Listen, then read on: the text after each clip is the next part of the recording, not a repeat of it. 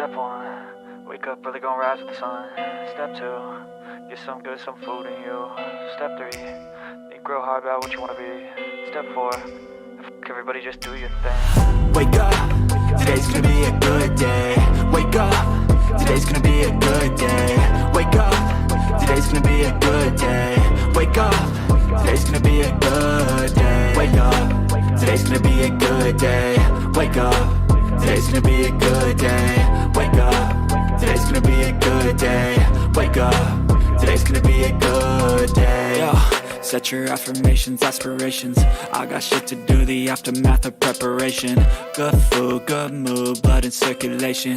One step at a time, yeah, that's how you make it. Set a goal you control and the steps you take them. I try to pick one thought, have some concentration. And if I make a mistake, it's called education. I try to do this every day, call it replication. Wake up, today's gonna be a good day. Wake up, today's gonna be a good day. Wake up, today's gonna be a good day. Wake up, today's gonna be a good day. Wake up, today's gonna be a good day. Wake up, today's gonna be a good day. Wake up, today's gonna be a good day. Wake up, today's gonna be a good day. So life ain't easy, yo, I think there's a reason though. Ups and downs, just like every different season, yo. Sometimes I'm high, other times I'm barely breathing, though. You always gotta fight and hide from the demons, yo. Negative thoughts are poison, they rot. Head full of flies, so here come the clouds. They'll never stop unless I can swap all the bad for the good in my head when I'm lost.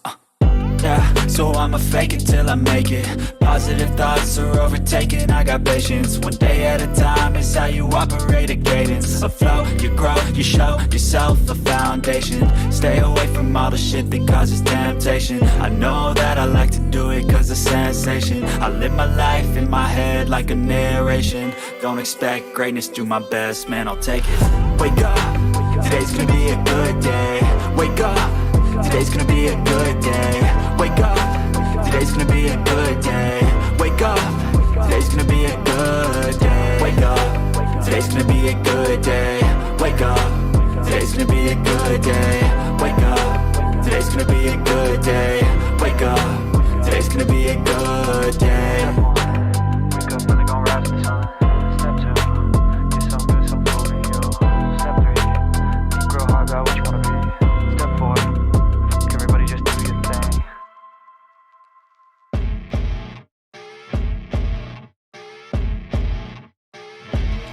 As you wake up in the morning, you want to find the latest, greatest information about criminal cases and have an intuitive conversation about the suspects associated with these cases.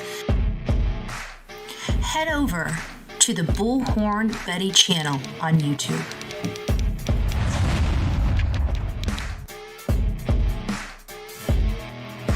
Get breaking news right here on the Bullhorn Betty channel. Welcome to the Bullhorn Betty Coffee Club. Enjoy your stay and enjoy your day.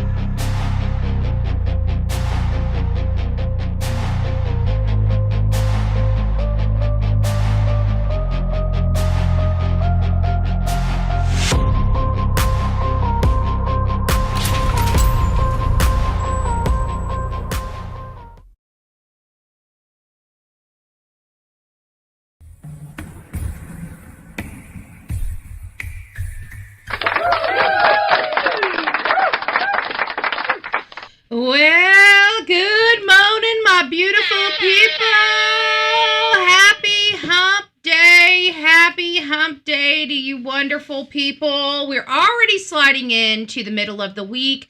We woke up, well, we didn't quite wake up, but we started learning sometime yesterday. We had some major, excuse me, and I mean major movement in the Summer Wells case. I don't know what it is, but whatever it is, it's huge, okay? The bottom line is it's huge. Thank you, Texas Gal, becoming the newest member of our coffee club. Welcome to this crazy family we call the coffee club, i.e. the insane asylum.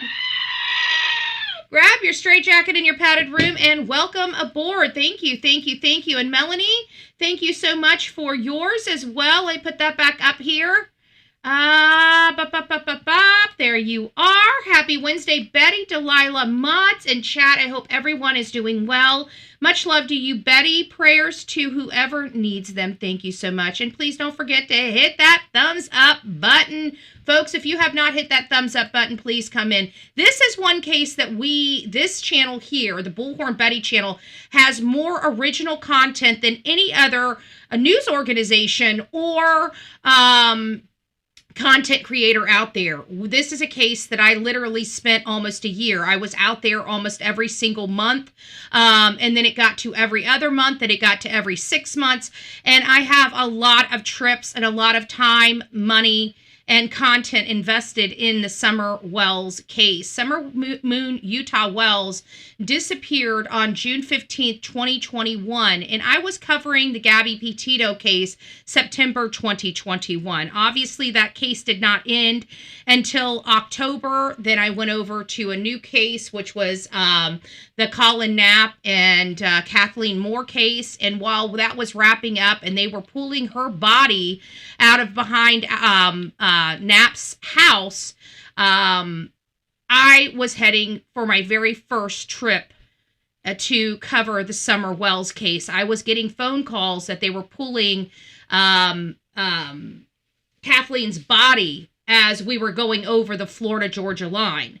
So that's kind of how, it was a crazy time. We were just kind of getting out there. It was me, Olivia, Mom, and Jonathan. Many of you guys know it was kind of the Three Musketeers with Mom. And we were out there doing a lot of work. This was one of the cases. We were a little more ruthless. We were trying to do the shock and awe and take people off their game so they would be more honest with us about the Summer Wells case. But before we dive into the Summer Wells case, I want to tell you a little story about a little divine intervention. Many of you guys know, if you've been watching me, when you first started watching me, I was heavily involved in my county politics. And over the years, I'm more here on Tuesdays than I am at my county. And it's because I've been having some infighting with the politicians that I helped install on that county board. And it gets to a point where I get sick and tired of fighting with people. I just, go over them, around them, or under them. And right now, I was at a holding pattern because I've got to try to make some moves in pulling some people off of my own county board that I actually worked tirelessly to put on that board. And one of those people is George Cruz. George Cruz and Amanda Ballard are my two people that I'm working on removing from the board right now, in the next election. And I'm fairly certain I'm successful for at least one of them, but I have to work a little bit harder for the other one. So if I get both of them off the board, then I think it's not just me. There's several people. There's several cliques of us that want these people off the board. Anyways, long story short, as I was doing some research yesterday and I realized, oh my goodness, we have a Manatee County Board of County Commissioners going on. And so I just, just click the button just to see. And at that time, I'm hearing George Cruz. Now, I don't care how you guys feel about the mass deportation we've got going on in this country. I don't care your feelings. I really don't. At the end of the day, 77 million people knew that this is what Donald Trump wanted to do, and we all went and voted for him to be able to do this. So I don't care about other people's feelings about it. The majority rules in this country, and you're just going to have to deal with that, okay? Whether you like it or don't like it or whatever. The majority of Americans want this to go on.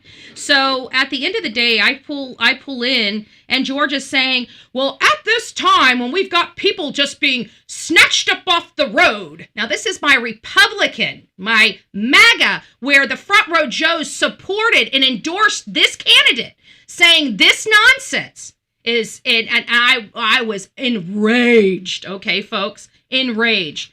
So I couldn't speak immediately, which calmed me down quite significantly, and then I just started writing.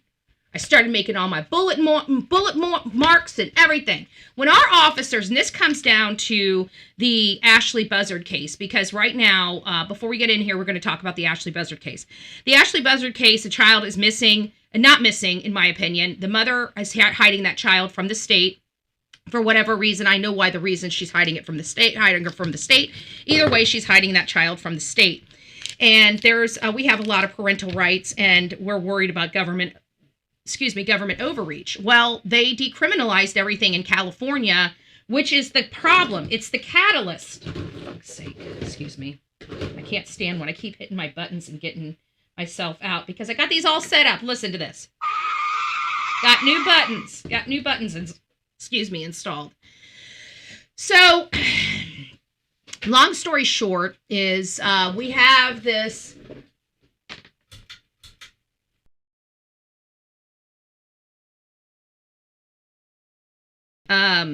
we have our officer coming there saying, hey, we have a problem with youth in this community, and we need some tools in our toolbox to help us combat these children. You know, our children are getting hurt in the street, especially the thug kids. Okay, we're pulling kid bodies out of the gutters. Okay, so we need to stop this. This is what's going on in our county here. So our sheriff goes up and says, hey, I need a curfew. I need an ordinance on our children in this county. Now, you guys know me. I'm a little in and a little out with that kind of crap. I don't like government overreach. I don't like the government telling me what to do. Okay, I'm an adult. We're not talking about adults here. We're talking about children. Okay, children don't have rights in our community. Children don't have rights, period. Okay, let's be honest. They have very, very limited rights in this country. Anybody under the age of 18, you are being controlled by somebody. And that's the way the design is, okay? You're not responsible enough to make your own decisions, so mommy and daddy or caregivers have to make that decision for you. You have no rights. So we have to remove this stuff, and of course we have all these women going up there. We want our children out past 10. It should be high choice. Nothing good goes on after 10 on a weekday when children should be in school, okay? So we're not playing those stupid games. Our sheriff needs some help. We're not going to be California. We're not going to deregulate everything. So when we have a situation where we're demanding answers for a child, we can't get those answers. We're going to give our officers tools that they can use in their toolbox, okay? So here's my sheriff. We're going to go through this, and we're going to go through my commentary, and then we'll move on to the Summer Wells show. So here it is. Actually, you know what? Let me take this off. I'm not ready to use that here. We'll just use that here.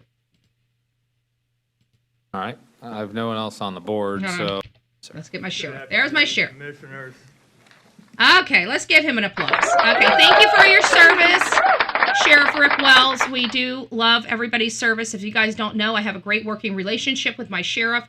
I work tirelessly for our youth here. I haven't been exercising my activism in my community in a little while, but I've been throwing a temper tantrum, and they know it, and I will be back in the rooms once I replace the people that I want to replace. I don't want to deal with them, okay? That's the bottom line. I don't have to deal with them. I'm entirely too busy to be arguing with a bunch of knuckleheads on a county board that want to just sit there and grandstand. I don't play this shit, okay? And I'm never going to.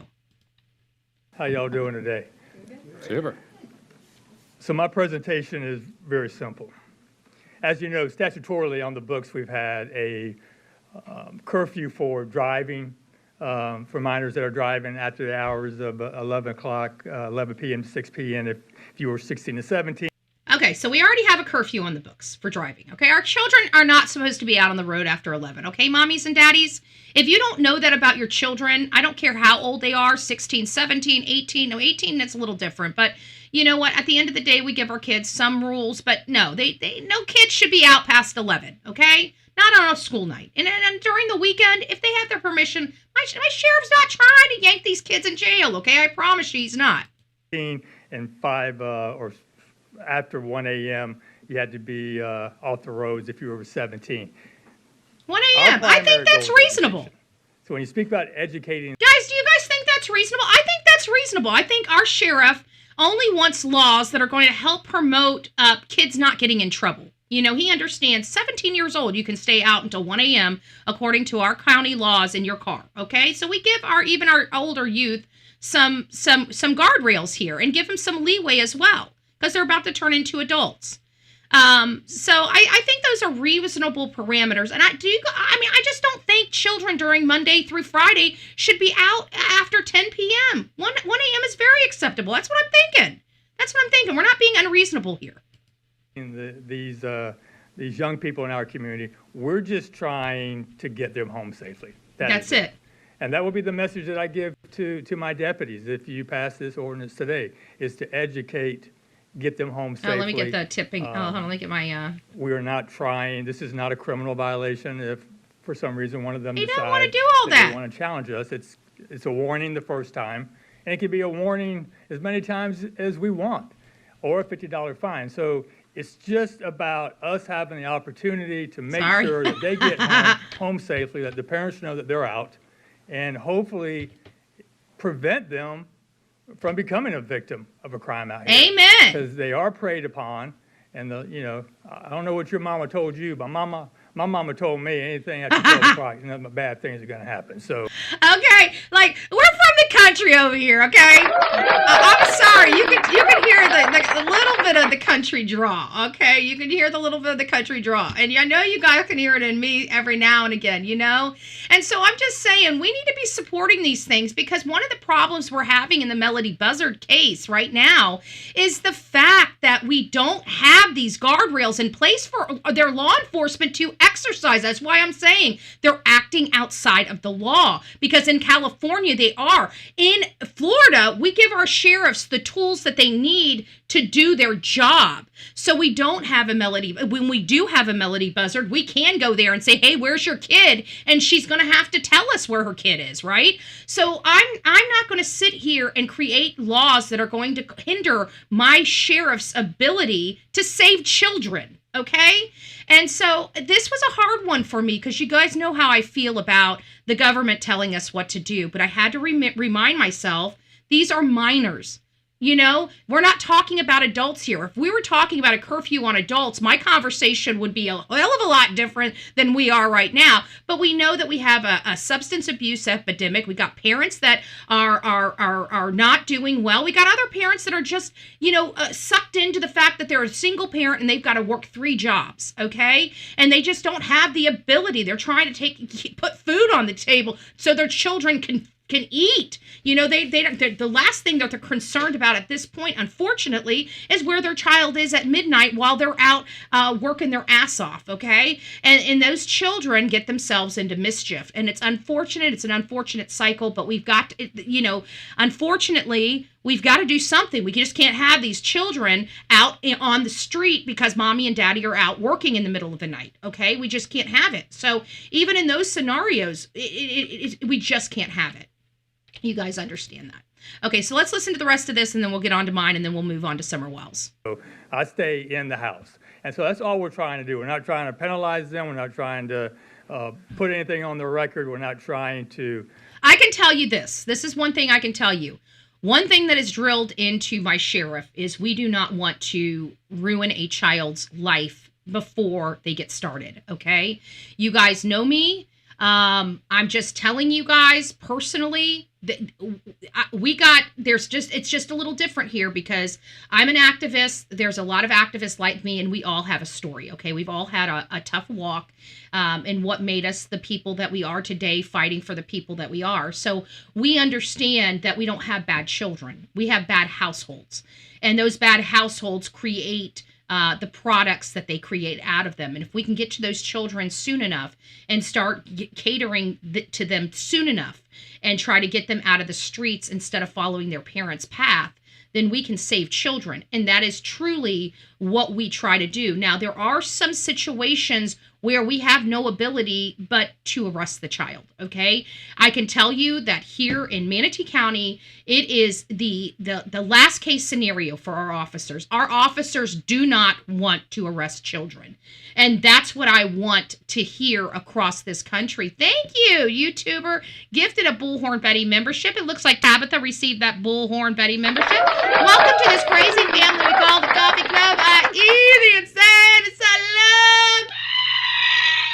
So you guys get what this is about. It's about curfew. I'm not going to let you listen to all the pieces of garbage parents, because there were a couple of parents that were questioned. I do want you guys to hear this guy. I've worked with this guy. He's a pastor. Yeah, he's a pastor from the ghetto. Okay, so he deals with a lot of children and thug issues, okay, that he's this kind of pastor. So that's why when he comes up here, you guys are going to hear his statement here. I want you guys to hear this guy's statement. It's very powerful, but I wanted you guys to know who he is, because when he comes up to this, you're like, he's a preacher. He is. But he is a preacher out there in them streets. Okay, it's a different kind of preaching. You have to be a different kind of preacher. Okay, Turkey Man would love to go out here, and I believe he could. But it takes somebody that has been from the place that he's speaking to get to these children, and this is the guy right here. This is the guy. Okay. Yes, ma'am. My name's Jerry Parrish. I do ministry here, and also am the outreach director for the Police Athletic League. And I spent 15 years midnight to 4 in the streets. There's no one buried more kids than I have in Manatee County. In the process, I want you guys to understand that. This man right here, there has been nobody in this county that has buried more children than this man right here. Okay? He's advocating for it. This is what we got in our county, okay? This is what I want to inspire, okay, for all of your counties. This kind of work. That woman behind you, she's the president of our NAACP, okay? She's our president. And she supports this, okay? She supports this effort in part because she also has to deal with burying kids, okay? So we've got a whole bunch of great people sitting in this room wanting to find out how we can save our children of this county. And this is a good thing, in my opinion, not a bad one. So I did want you guys to hear this. Am I 43? Hold on, where am I? I think I might be here. So these are children. Okay, yeah, this is me. Okay, give me just a second. Okay. He's a great officer. Want to give him thank you for your service. Thank you for your service. Great people. We got great people all here wanting to do right for our children. You can't make that up. So here, let's listen to what I have to say. Activist. Okay.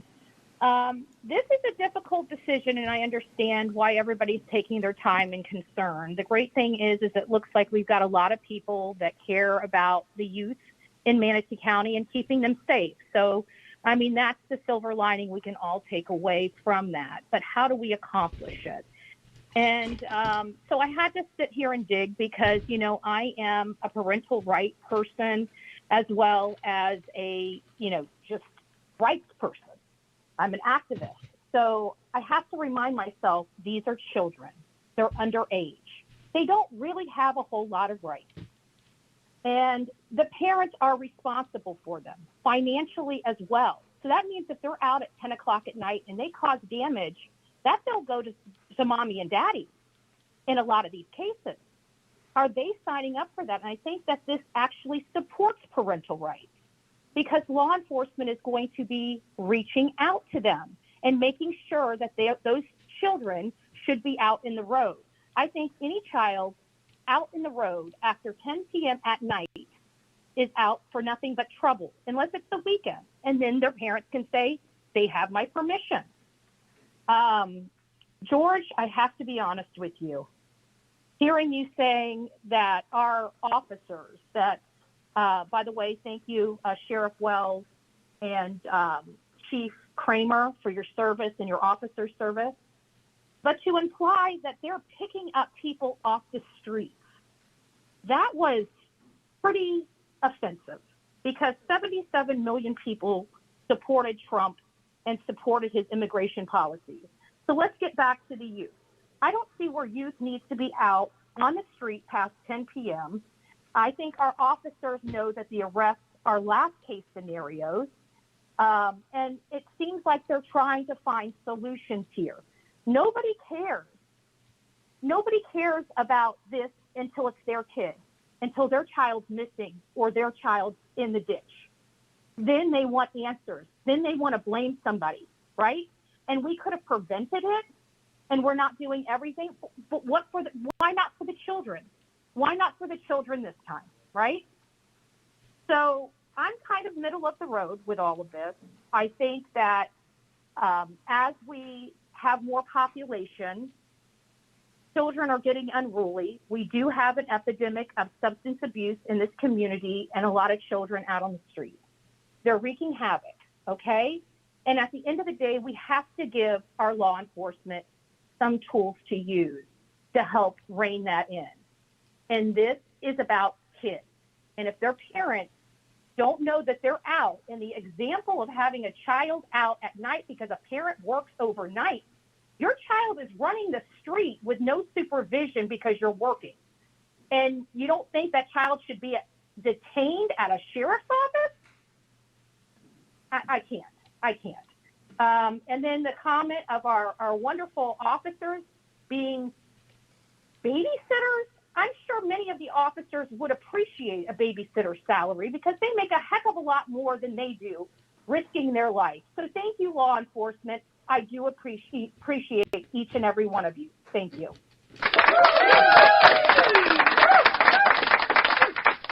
So we have got to start doing things in our own community that inspire our officers to be better officers and give them the tools that they need to do their job, okay? If we don't want to be pulling children's bodies out of gutters, then we're going to want to make sure that officers have the tools they need to counsel families and counsel children that are out at night. Nothing good goes on at night. We cover children missing on this channel. A lot of those children could be going missing in the, at night while they're out with their friends and walking home, right? It's not uncommon. We know our kids are meeting people online with the Roblox systems and all those other types of systems. We know this.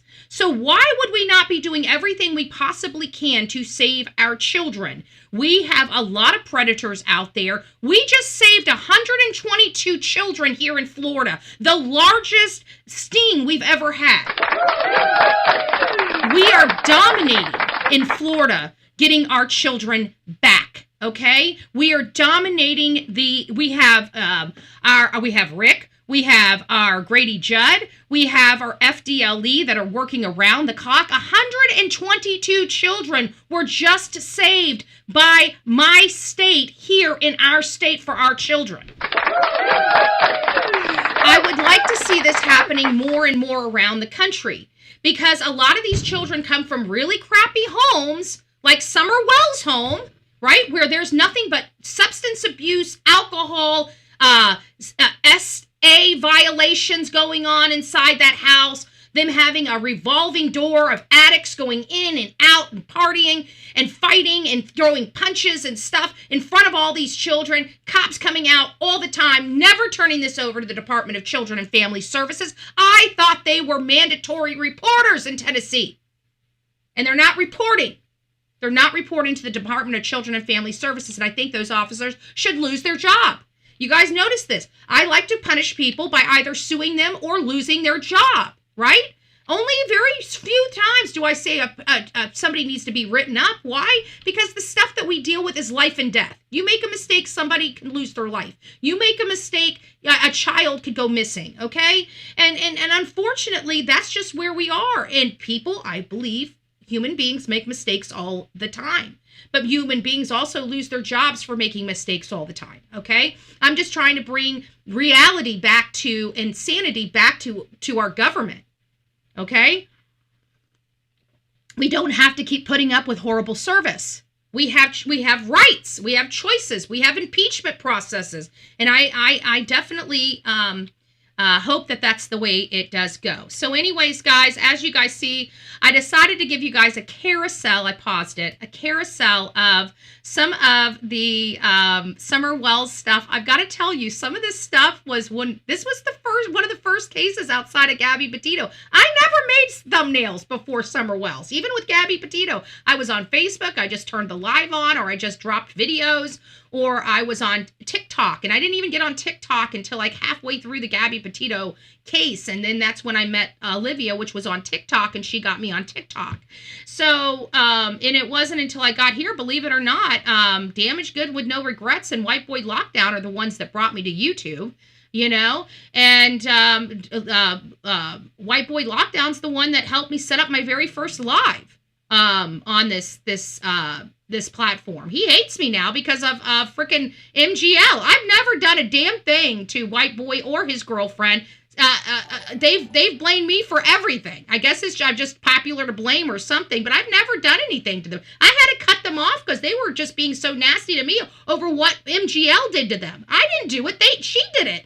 And I was stuck in the middle, and they acted like I could do something. Nobody can control that woman. I don't even want anything to do with her. She's a freaking basket case. An absolute utter basket case, you know?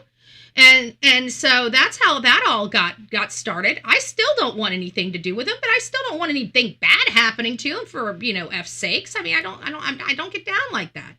I don't get down like that. So what we've learned is that there are some updates, new clues in Greene County. Now, this is a county over, and I knew that something wasn't right because we've got, again, curated a lot of information. I'm going to try to open up some of the stuff if we can and see if we can show you guys some videos, some stuff. I mean, I've got hundreds, terabytes of content for Summer Wells. I even did can I send that to myself? Where is the Summer? Do I have the Summer Wells? Hold on a second. Let me see. I think I should have the Summer Wells intro. It's going to be a second. I'm going to publications, so my lips are, the bandwidth really, really goes downhill when we start getting into publications. So give me just a second. Let me see what I've got. I'm pretty sure I've got her intro. If I can get her intro set up, I'll play that for you guys. It's actually pretty cool. There's Summer Wells.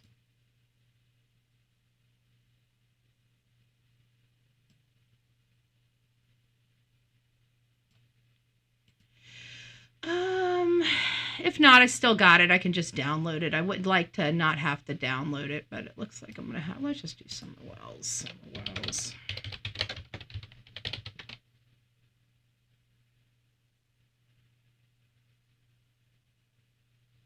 Oh, I got the drone footage too. I forgot we did drone footage for her.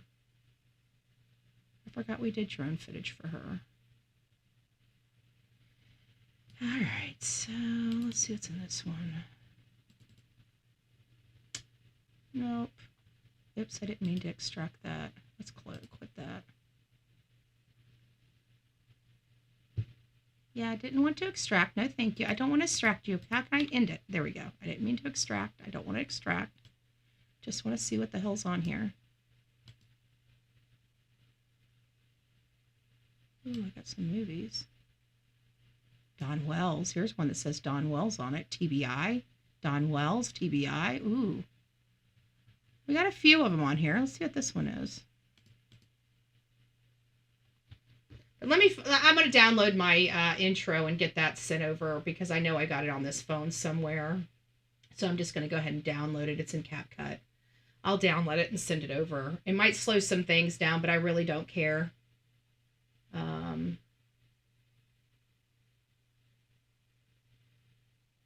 it. That's 42 minutes. No, it's not the right one. Some Wells International Kids.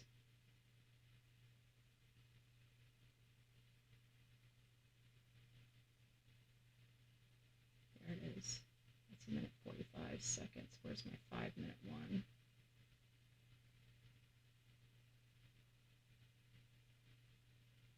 There it is, right there. Just it. Yep. That's it. All right, guys, give me just a second. It's exporting now. Once it exports, I'll upload to the system. And when I upload to the system, okay, so I just dropped that one. I don't want that one. We'll get this one. We'll wait until we get the intro. So until we get the intro, this is what I'm going to read to you guys. Let me pull this up on the screen so you guys can see it as well. Can you guys see that? And then we'll pull the video in.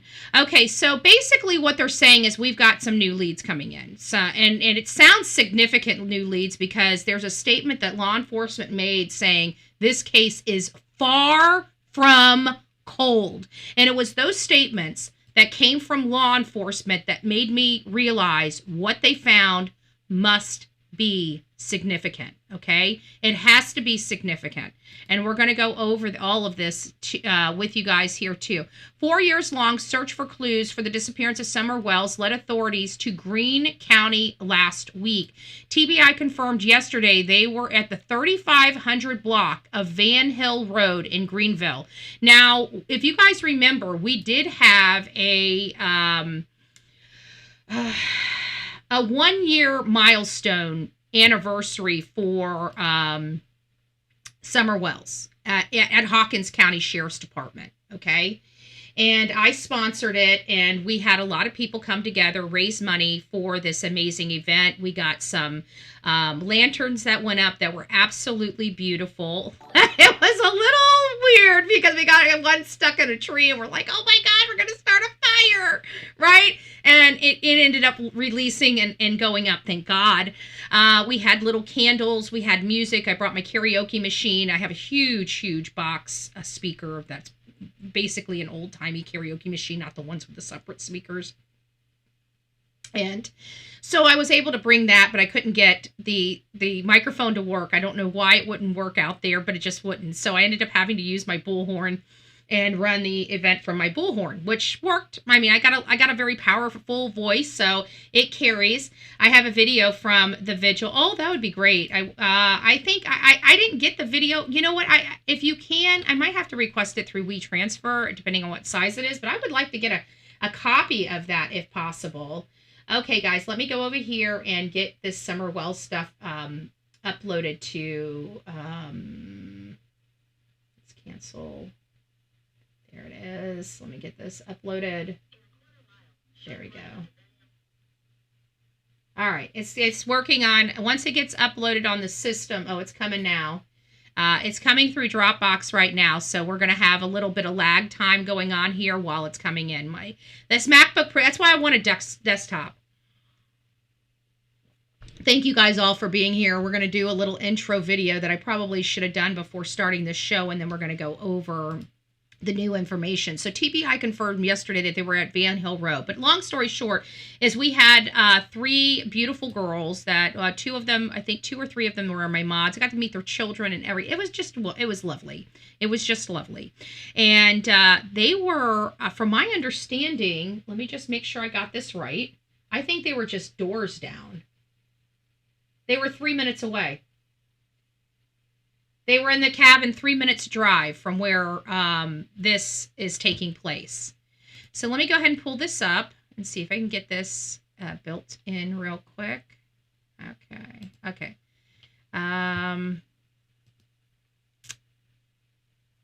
Let's get a video source. Okay, we got the video source. Let's call this Summer Wells intro.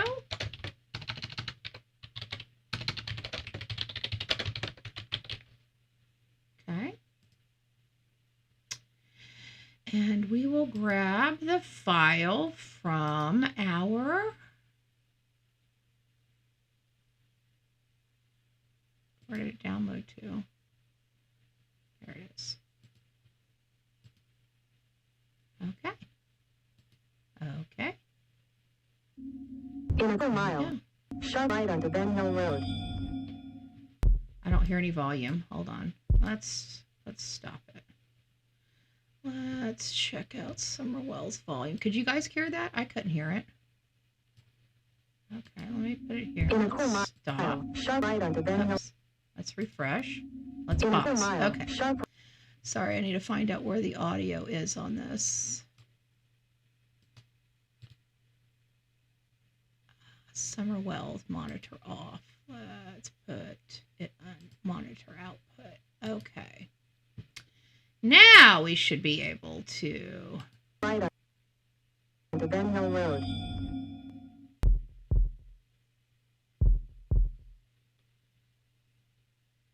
Okay. It should be like right here.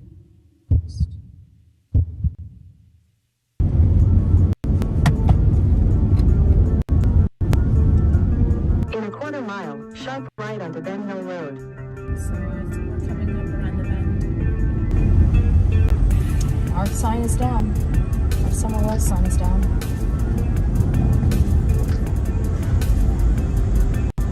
You can see their house now. Kind of shaky on my end. Hopefully it's coming in clear on your end. Sharp right onto Ben Hill Road.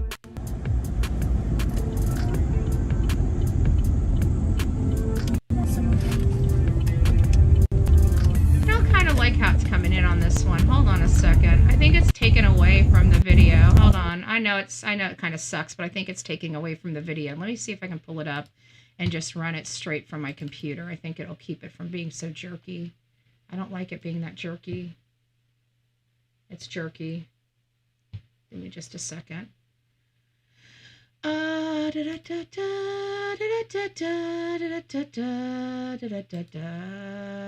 Let's do screen capture. Yes.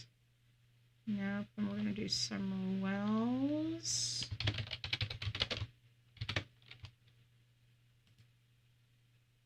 See if I can get this. No. There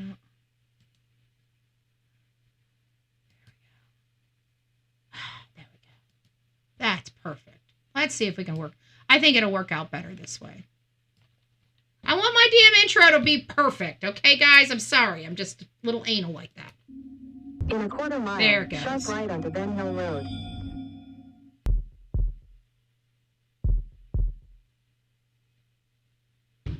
Okay. It should be like right here.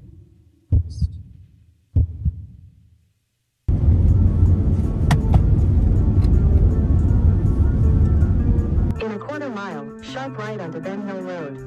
So we're coming up around the bend. Our sign is down. Our Summer West sign is down.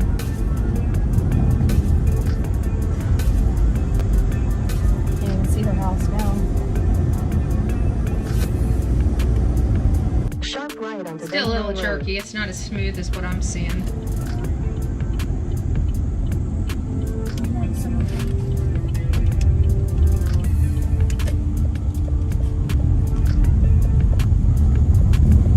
In 600 feet, you will arrive at your destination. Don's driveway. Do a 2-point turn. Look at this. It looks. You can't see nothing. You have arrived.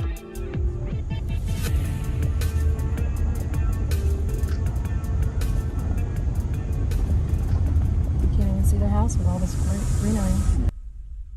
I think Candus has a hand in whatever happened in this home, and I think Don covered it up if, in fact, he was at work at the time she disappeared. Is he truly trying to blame his wife for something that he did? They know what happened to her. I can see a child injuring themselves. That is something else. You know, I don't think this was planned. Something snapped in her. Molly Golightly's live, he said he had 7 alibis and she had none. She's going down. My thing is one person only needs 1 alibi, the truth. But with that, him explaining himself like, I got 7 alibis. Who needs 7 alibis? That shows right there that could possibly be deception. Did he come home and take care of business once she was dead and he needed to move her body? Or, again, she was out. I mean, look at that. There's no gate around that property whatsoever to keep kids in. Summer was 5 years old. 5-year-olds make mistakes. They do things their parents don't want them to do, especially in a comfort zone like their home. There is a theory that maybe something happened to her beforehand, but with all the events and evidence that we have collected, primarily that somebody was out with her alive that day, And after the witness came forward about the violence that goes on in this home, it's just hard. It's hard to believe that she left this. I don't think anything happened to her at the water hole. I think she died right here on this mountain. All right, so I've been communicating with Don Wells via text since we've been up here, asking him for help, saying, hey, come out and help us, come out, you know, we want your help to find Summer. He's been responding back and forth, says he couldn't meet us, you know. I said to him, we want to put our personal differences aside with you and Candus and would like you both to come join us as we search for Summer together. Are you guys willing to do that? Still doesn't, you know, say yes. He says, where are you going to search? Where almost 200 different police agencies haven't searched already. Need to think outside the box. Then he says, hey, didn't want me up on Grassy Creek Road for some reason. That's on top of Bays Mountain. What does that mean? What is he trying to direct us up to Grassy Creek Road? And, you know, I responded, hey, Don, please answer. Have something to tell you important. Okay. So we're trying to call Don. We're trying to meet him. We're trying to get him to come out with us to search for Summer Wells while we're in Tennessee, while we're the only group right now actively looking for Summer Wells. He's just making excuses. He's making excuses. We're in town. We are the only group I'll get that's him. actively searching for Summer. I'll get and him. he does not want to meet us. He knows we're here. He's finding excuses not to meet us. So 5-year-old child's missing and he likes to play games. Here. When you have finished recording, you may hang up or press 1 for more options. Don, it's Molly Golightly. I know that you guys know that we're in town and we just want to find your daughter. All we want to do is find Summer, and we were hoping to get your help. Hi, Don. It's Molly Golightly again. We're here in town. We want to help you find Summer. We're the only active searchers right now that cares about your daughter. I wish that you would call us back and let us talk and meet with you. It's so strange the way we keep coming down here and you keep dodging us. This is your daughter. We're the only ones that care. The Wells home right there. The Wells home. House of Horrors. Right there. House of Horrors.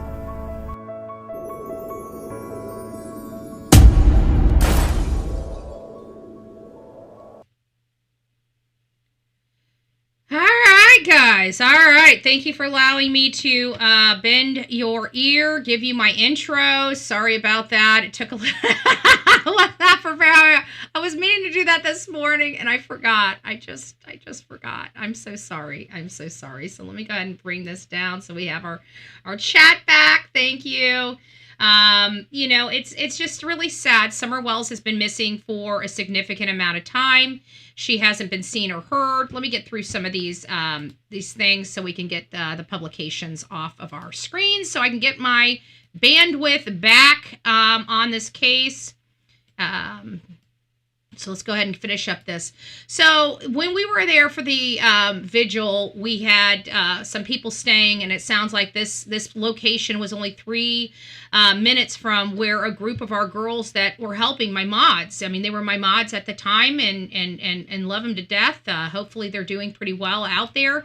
But either way, it's pretty scary. So let's go ahead and start listening and seeing what we got going on here. So TBI confirms agents were looking into investigative leads into Summer Wells' case in Greenville. So we don't have a lot. Let's see if we can get something. It looks like there might be some type of video here. So we might have some news article. Let's just see what they've got. Looks like we're almost to the end. Okay, let's see what we got. Do we have anything that's going to bring up? Last seen in Hawkins County. Yeah. The last reported sighting of Summer Wells was in June of 2021 from her home on Ben Hill Road. Today, she would be almost 9 years old. The Tennessee Bureau of Investigation confirms last week agents were working with the Hawkins County Sheriff's Office and the FBI, following up on a lead in Greenville on Van Hill Road. Agents will only say the investigation is ongoing. Not just ongoing, like they have basically stated that the case is not cold. I mean, those are pretty big statements to say. That means that to me, what it tells me is that there might be more to this lead than just surface level. We got a lead, we went and checked it out. It sounds like there has to be some type of substance to the lead. Hey, the real me. Was that Melody calling Don? Who was that? I guess I'm walking in on a little bit of a conversation here. Good morning, everybody that's coming in this morning. I'm Bullhorn Betty. We're covering true crime. We're covering the case of Summer Wells this morning. We were supposed to be doing Sebastian Wayne Drake Rogers, but there were some breaking news coming out of Hawkins County, which is Rogersville, Tennessee. This is where Summer Wells disappeared on June 21st, 2021. 2021, as you guys know, 4 years have come and gone. We are coming around to year 5. We've been missing Summer Wells. Now remember, in the state of Tennessee, 7 years they are determined deceased. So we've been kind of waiting the clock out because that's what Tennessee is doing, because they're idiots. I don't know what else to say in Tennessee other than we got a bunch of they need to get rid of their DAs. Their DAs got they got too many sticks up their butt. They don't know what the hell they're doing in the state of Tennessee. It's not the police, it's the freaking it's everybody. It's everybody. It's lack of training in Tennessee. It's the Get All Boys Club, and they've now put themselves in a pickle where they don't know what the fuck they're doing. Excuse my language. I'm not going to say anything different. The state of Tennessee is a joke, okay? I'm not going to say anything different until they start cleaning their shit up. It's a joke. It's a joke, it's a joke, it's a joke, it's a joke. Most of the child abuse charges have statutes of limitations. They could have gotten the parents on child abuse charges. But again, Hawkins County, a broke county. They don't know what the hell they're doing. They'd rather let baby killers walk free than lock them up. Don't know what to say about it, okay? It's the Tennessee way. It's the Tennessee way.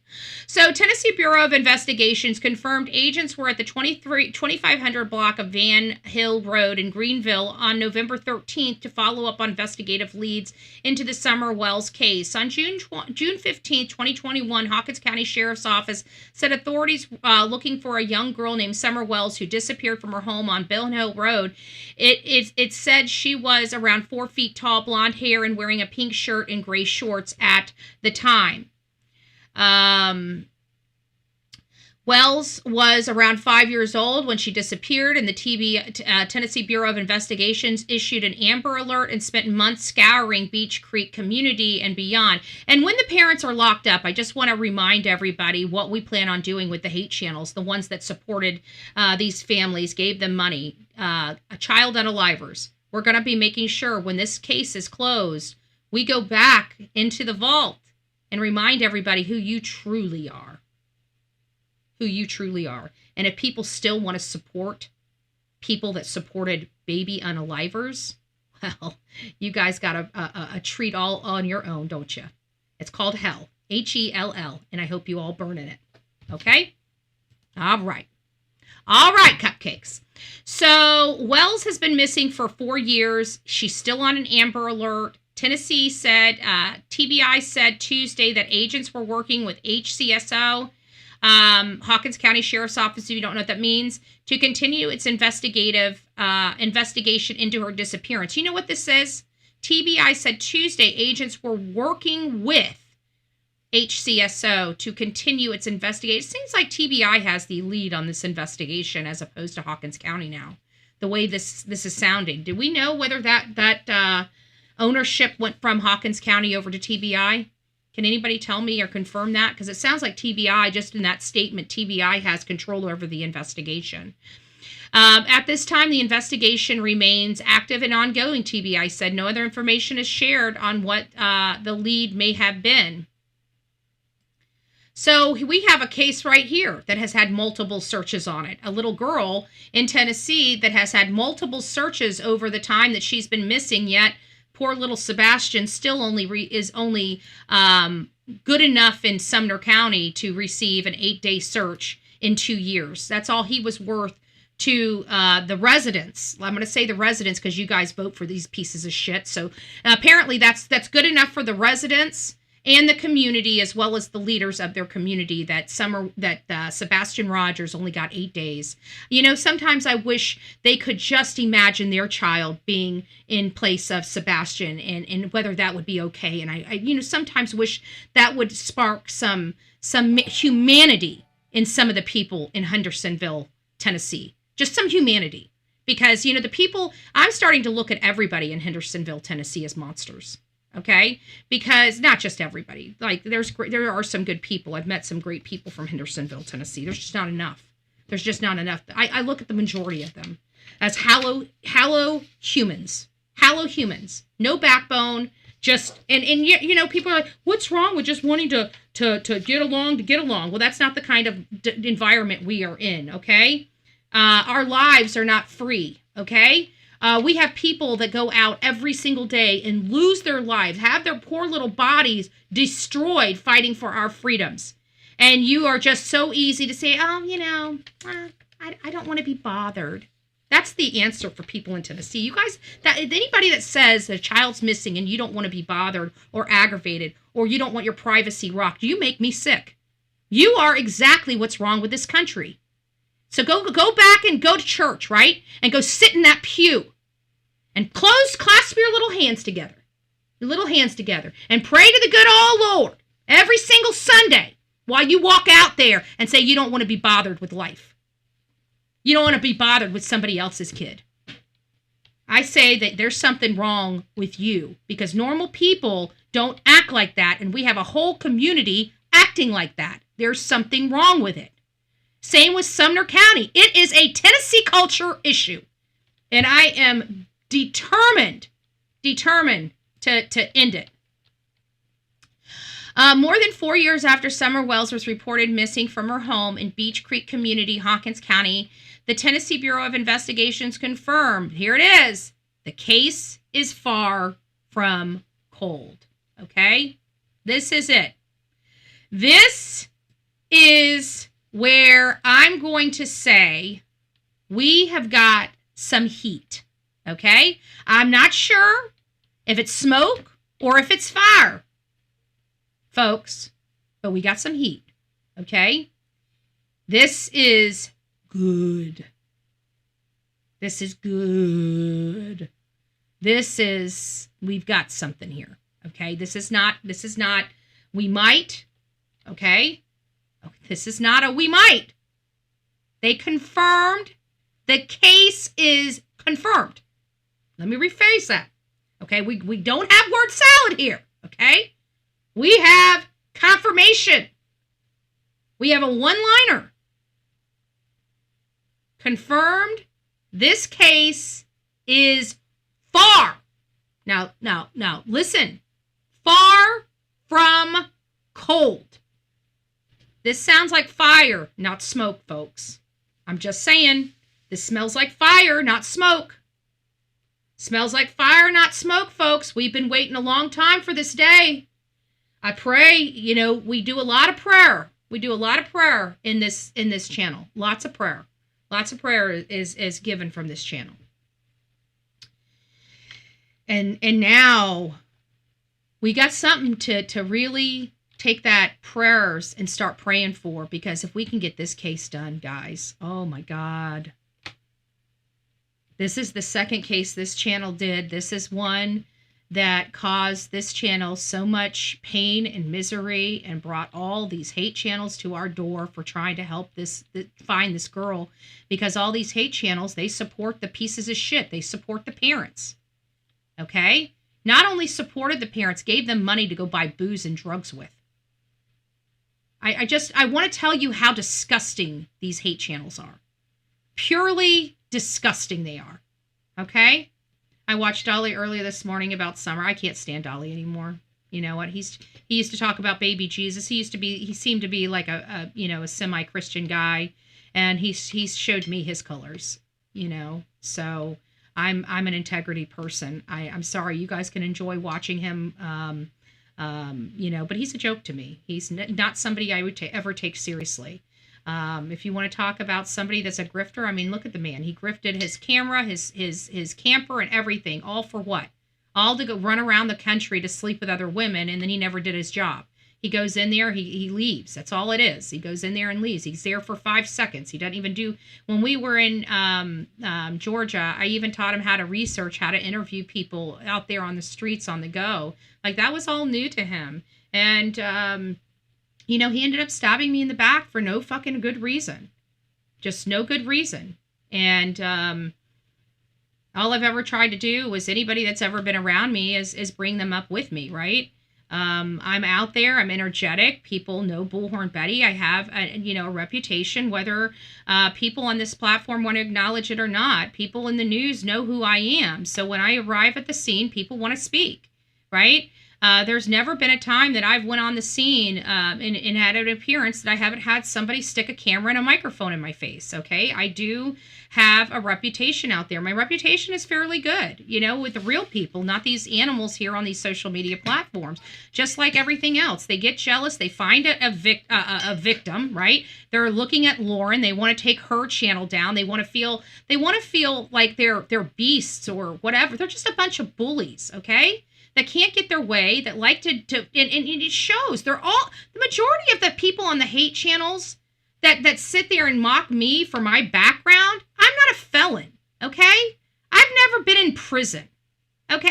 I've been convicted of 2 DUIs and a violation of probation. Out of all those arrests, that's all I've been convicted of, okay? I'm a voter. I can hold a concealed weapons permit.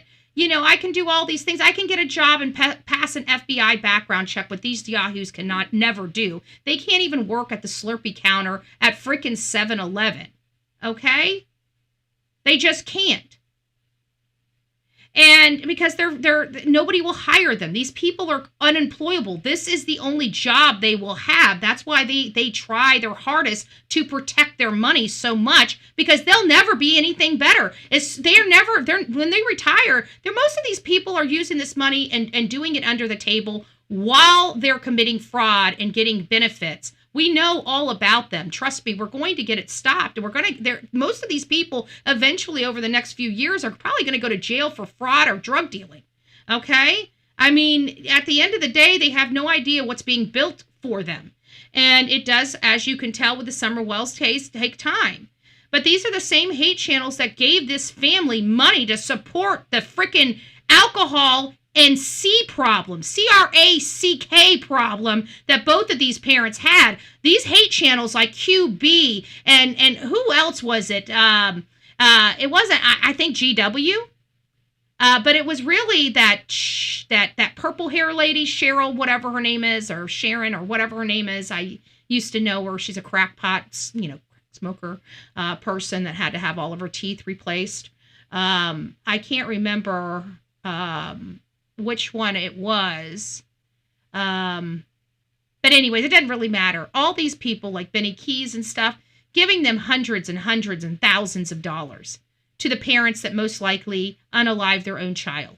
So there is going to be a day of reckoning. And I do hope that this is a significant lead. I hope that they are, yes, that's it, Susu. Oh, that woman. Oh, that woman. C-pipe smoking, had to have her teeth pulled out of her mouth, and her audience paid for her dentures. What? If I come to my audience for equipment, because equipment to run the show is expensive, okay? And I'm sorry. It's not like one of the cameras I'm looking for right now, it's like $500. Where the hell am I going to get $500? The day that I am doing so much substances that I rot my teeth out of my mouth, and I come to you guys. Now, granted, some people, like we know some people, we were talking to somebody like, I got bad dental. My best friend did too. She had cancer in her mouth. She lost all of her top teeth. So she didn't have to lose all of her top teeth. It was just recommended. So she could have fought it and did whatever, but she chose to take the route to try to resolve some of the problems. She had to have major mouth surgery, and it resulted in either her teeth were going to rot out of her mouth or she could just go ahead and pull them. That was the choices she was given. So I do understand some people just have medical stuff that just does them. Some people have high acid in their bodies naturally. It's a defect, and it can rot your teeth. So I do understand those things, but this woman was a substance abuser. Like she, right?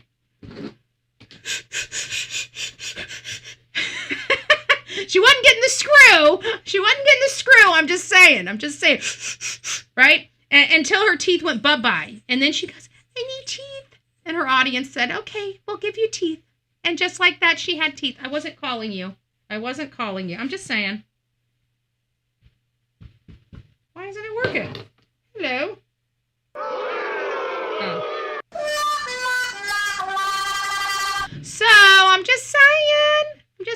not loud enough? I can get it louder.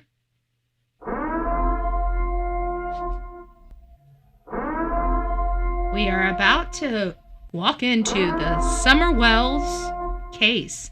Summer Wells has been missing since June 15th.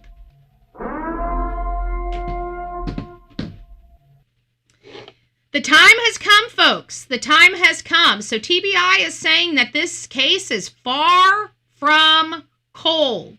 Far from cold. This is huge. This is huge. So the TBI spokesperson said agents along with Hawkins County Sheriff and the FBI continue to investigate what happened to Summer. On Thursday, November 13th, the TBI and detectives were at location at the 3500 block of Van Hill Road in Greenville, following up on a lead in the case. This area is about 9.5 miles from the Wells home. That's within the range, folks, for the parents to do this. Because in an area like that, our area would have been about 20 miles, I think, because it's desolate, it's rural out there. So our radius for searching, this channel's personal radius for searching that area would have been 10 to 20 miles. So this is in that 10-mile radius. Okay, so this is where she needs to be. If there's evidence, they're hitting. They still have 10 more miles, in my opinion, to play with here. But they're in the radius. They're in the statistical radius. They're in the statistical radius for this case. So this is, in my opinion, is huge. And we also have to remember that I differ from Justin's statement about Don being home at 11 a.m. My statements, I spoke to people at his job.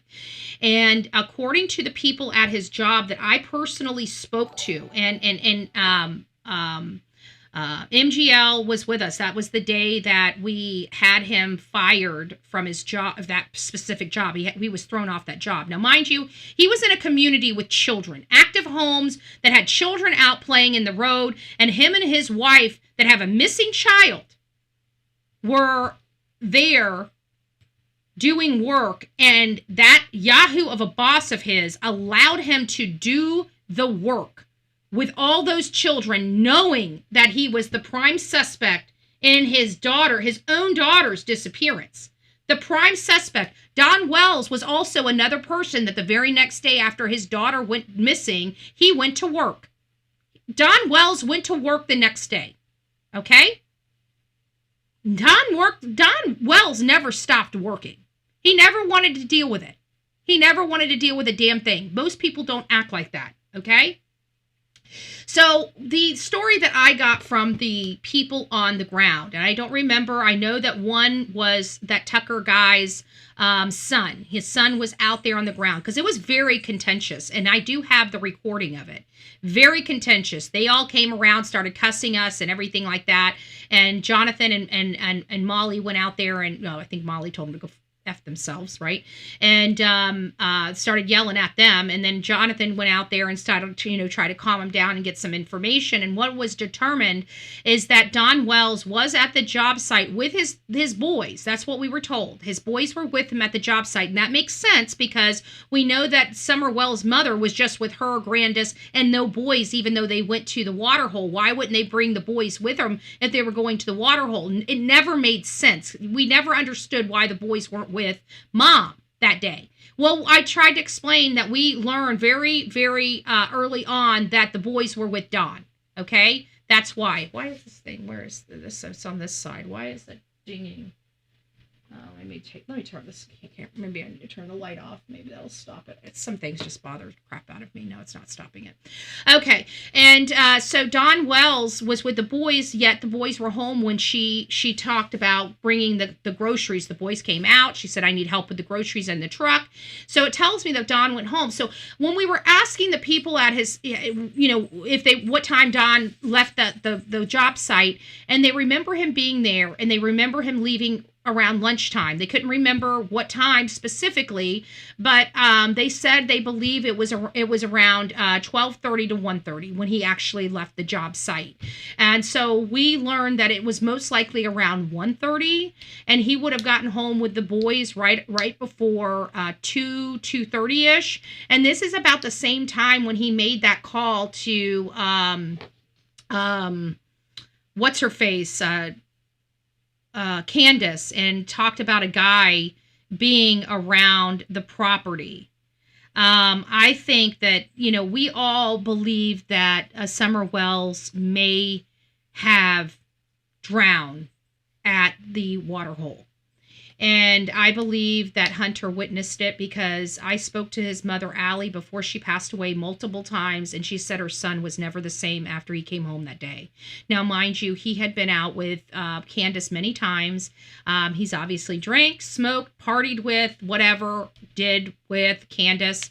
And he's always been safe. He's always come home the same way. He's never nothing's ever been wrong with him until this day. And his mother described to all of us her son never being the same again. Something happened. That is her statement she told to me. She looked me eyeball to eyeball. I believe her. Okay? I believe Mom when she tells me that her son was never the same again. I believe that. And I believe that so much that we went and spoke to law enforcement over 2 days, telling them everything that we found, and they listened. And I told them if they could get, a psychologist or somebody to speak to him to help break him down, because he's keeping this stuff, whatever he saw there, tight-lipped. And that's the bad part with kids this day and age. We learned that in the Idaho 4, how they're able, like back in our day, we couldn't lie. If we lied, y'all look up Austin Reed. Miss Thornton's talking about an Austin Reed. I don't know what that's related to, but she's saying look him up. Either way, we're talking to Allie, and Allie is saying that. Oh, my camera. Sorry, she ran back. Go. Out. Thank you.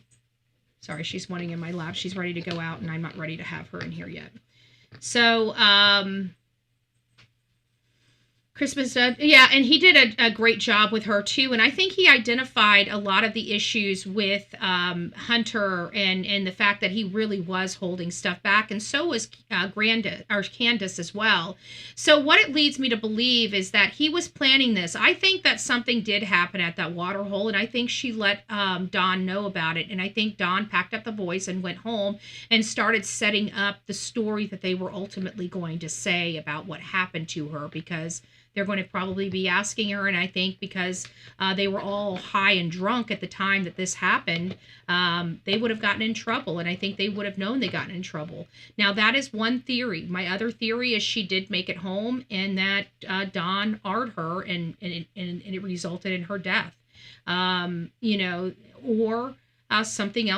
Or something else happened. There's multiple theories. At the end of the day, the story that was provided by Mom and Dad was not true. And so when we don't hear the truth coming from Mom and Dad, when there should be no reason for them to lie, right? Kids, if this child just disappeared, there's no need for them to lie about the details of what happened that day. You throw everything out on the table. If you get in trouble for whatever it is, you get in trouble for whatever it is. It doesn't really matter. At the end of the day, that's what you do. So that's kind of the issue that we have in this whole situation, is that we don't have this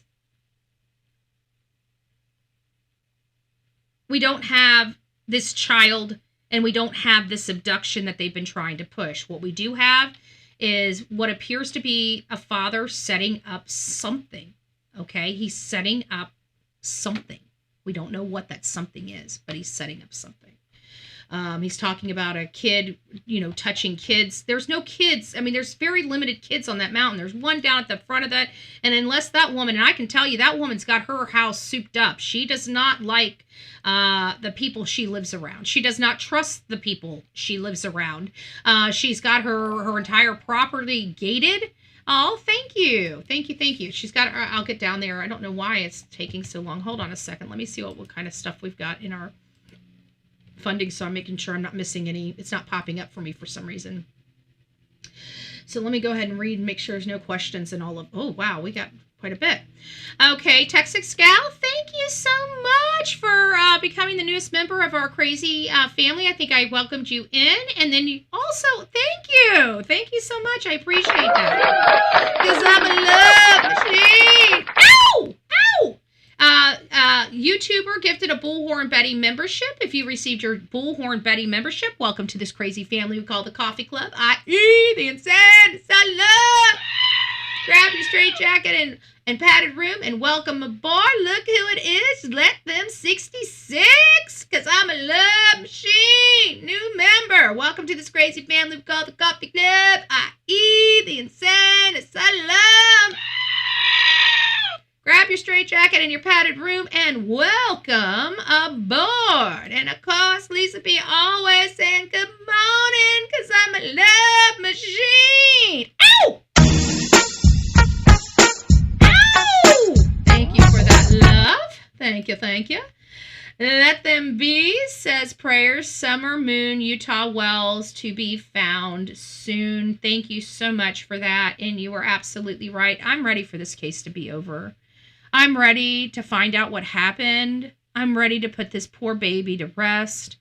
I don't think anybody at this point in time ever thought that this child survived this. I certainly did not. Everything that we learned out there was horrible. We learned so much about Don and Candus that we didn't want to know. I mean, their marital problems, their, stepping out on each other, all the multiple people that they brought into their family. They did nasty crap, just unsavory, unwholesome behavior. Okay, I don't know how to really describe it other than that. I mean, putting those children, they had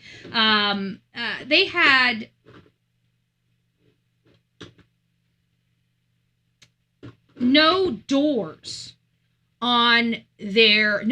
or walls around their toilet. Okay, they had like two dressers stacked on top of each other. Now, mind you, Don Wells is a drywall guy. Okay, there should be no reason why Don Wells has no drywall in his home. Okay, and Don Wells had dressers stacked on one side. So that means all those people that were like the freaking, a revolving door going in and out of that house with all those young little children, including Summer Wells, and grown men, would have to use the bathroom, pull out their Johnson to urinate with the walls missing and a little girl sitting there, a stranger. I want to paint that, because that's what they did to these children. The people would use the bathroom in front of everybody, even the children. And then we hear of a situation where Don Wells is talking about showering. And he has all the kids in this tiny little shower, including, yes, no little girl should be in a shower with 3 brothers and a father. Okay? I'm just saying. I mean, when they're young, like under 1, it's a different story, Like if you need to take a shower and you're the only person at the home, because let's face it. I mean, he works in construction. If he had to watch Summer that day and he had to go to work, when he came home, he would need to get in the shower if he's got a little 1-year-old child that he's been watching. And trust me, my dad took me to work with him.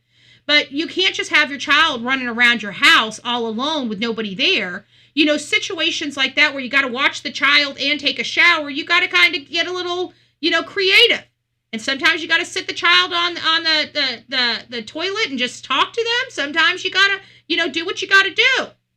But you can't let the child running around a house by themselves when they're that young. So there's certain things where I understand that there's no funny business going on, but this was not the situation. This sounded like some funny business. I'm just saying. Thank you, Stephanie, for the love. Thank you, because I'm a love machine. Ow! Ow! Thank you, guys. I love it. I love it. I love it. Thank you so much for all of your support for this channel. I truly do appreciate it. I just pay we finally get answers. That's it. I mean, this has been going on so long, and we just want to know what happened to this young girl, so many things. And now Allie's gone. Her son's never been the same. She never got her son back. Her best friend was literally Candus forever, and she lost her best friend. Her whole entire world kind of fell apart. That day she went out to try to say hi to Summer. They wouldn't even let her say, Allie, to say hi to Summer from the vehicle. Something was not right. Something happened that day. I truly believe it. It's been so hard because everybody's trying to paint this picture that Dawn did something to this child after she came back home. And it's possible because Dawn's just a creep. Okay, it is possible. There's a possibility of there, and it could be a probability. So we can't really say a whole lot about that because, to be honest with you, there is a possibility. Everyone felt you darn right, Lori. You darn just like Sebastian. Everybody's failed Sebastian too. Everybody continues to fail Sebastian. The only person that's fighting for Sebastian is Sebastian's army and his dad.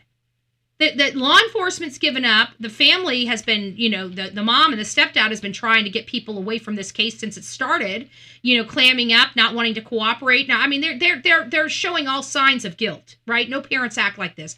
Any parent that really wants their child home is going to do whatever it takes, okay? They're not going to put conditions on it, okay? And these fuckers put conditions on it, okay? So that's all there is to it.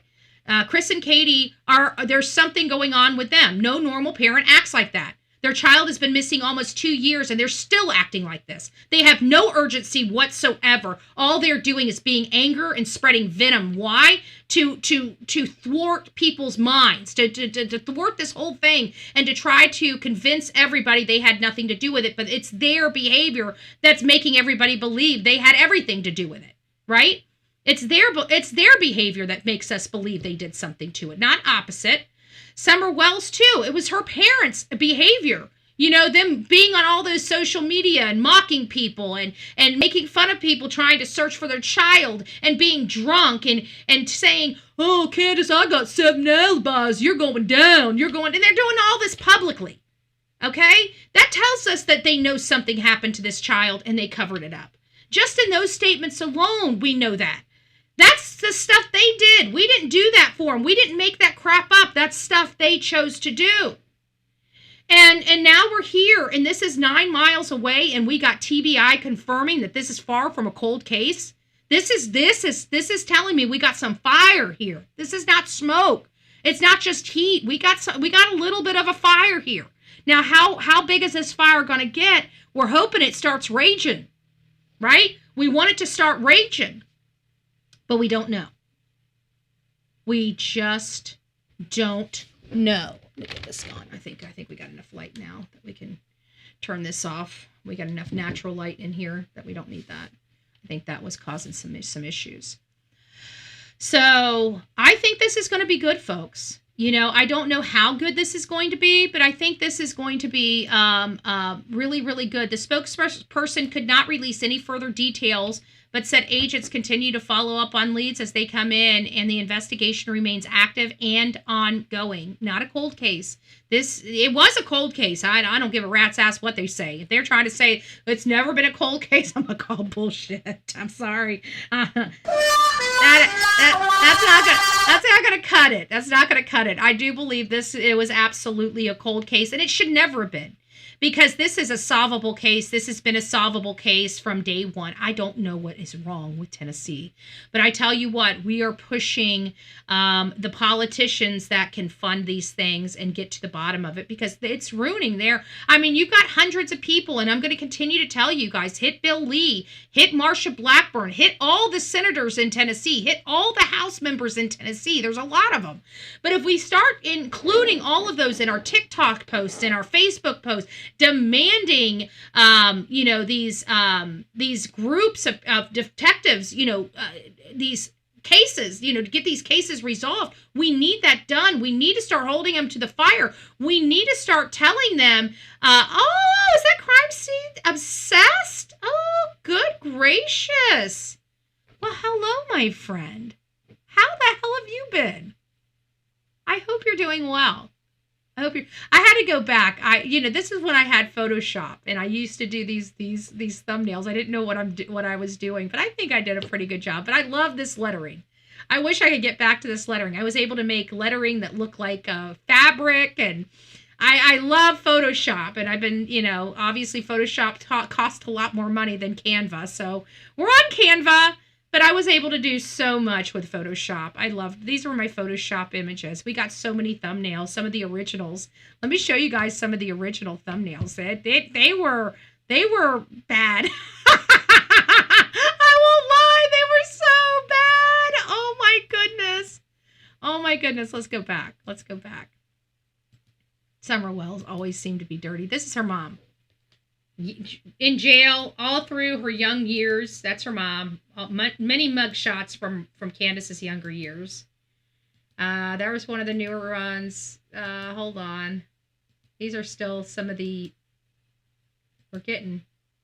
Oh, here they are. These are the square ones. They're coming in landscape, but these were squares. I put these in squares. Oh, this is a square. Look at all of these people crammed into one. This was the shit show. This was the first circus. I have never been involved with a case that was a circus. You thought Gabby Petito, everybody was united. There wasn't a pissing contest. There wasn't people lashing out to people. Everybody in Gabby Petito was working together. And then you come over to Summer Wells, and everybody's wanting to do dirty crap, this guy over here, Ernie Shell, we're hearing's on drugs. We're hearing Benny Keys and Don and Candus are out there partying. Jody Sue down here has a pipe out of her mouth. We got these knuckleheads over here. I'll go this way right there. Allie and this knucklehead. Pipe smoker. You got nothing but drugs. And this guy here, this is Ronnie Lawson. Corrupt. So drugs, crime. And then you got the officer right here that's corrupt. Sound familiar? Oh, it sounds like Sumner County, doesn't it? It sure does. Damn. Sure does.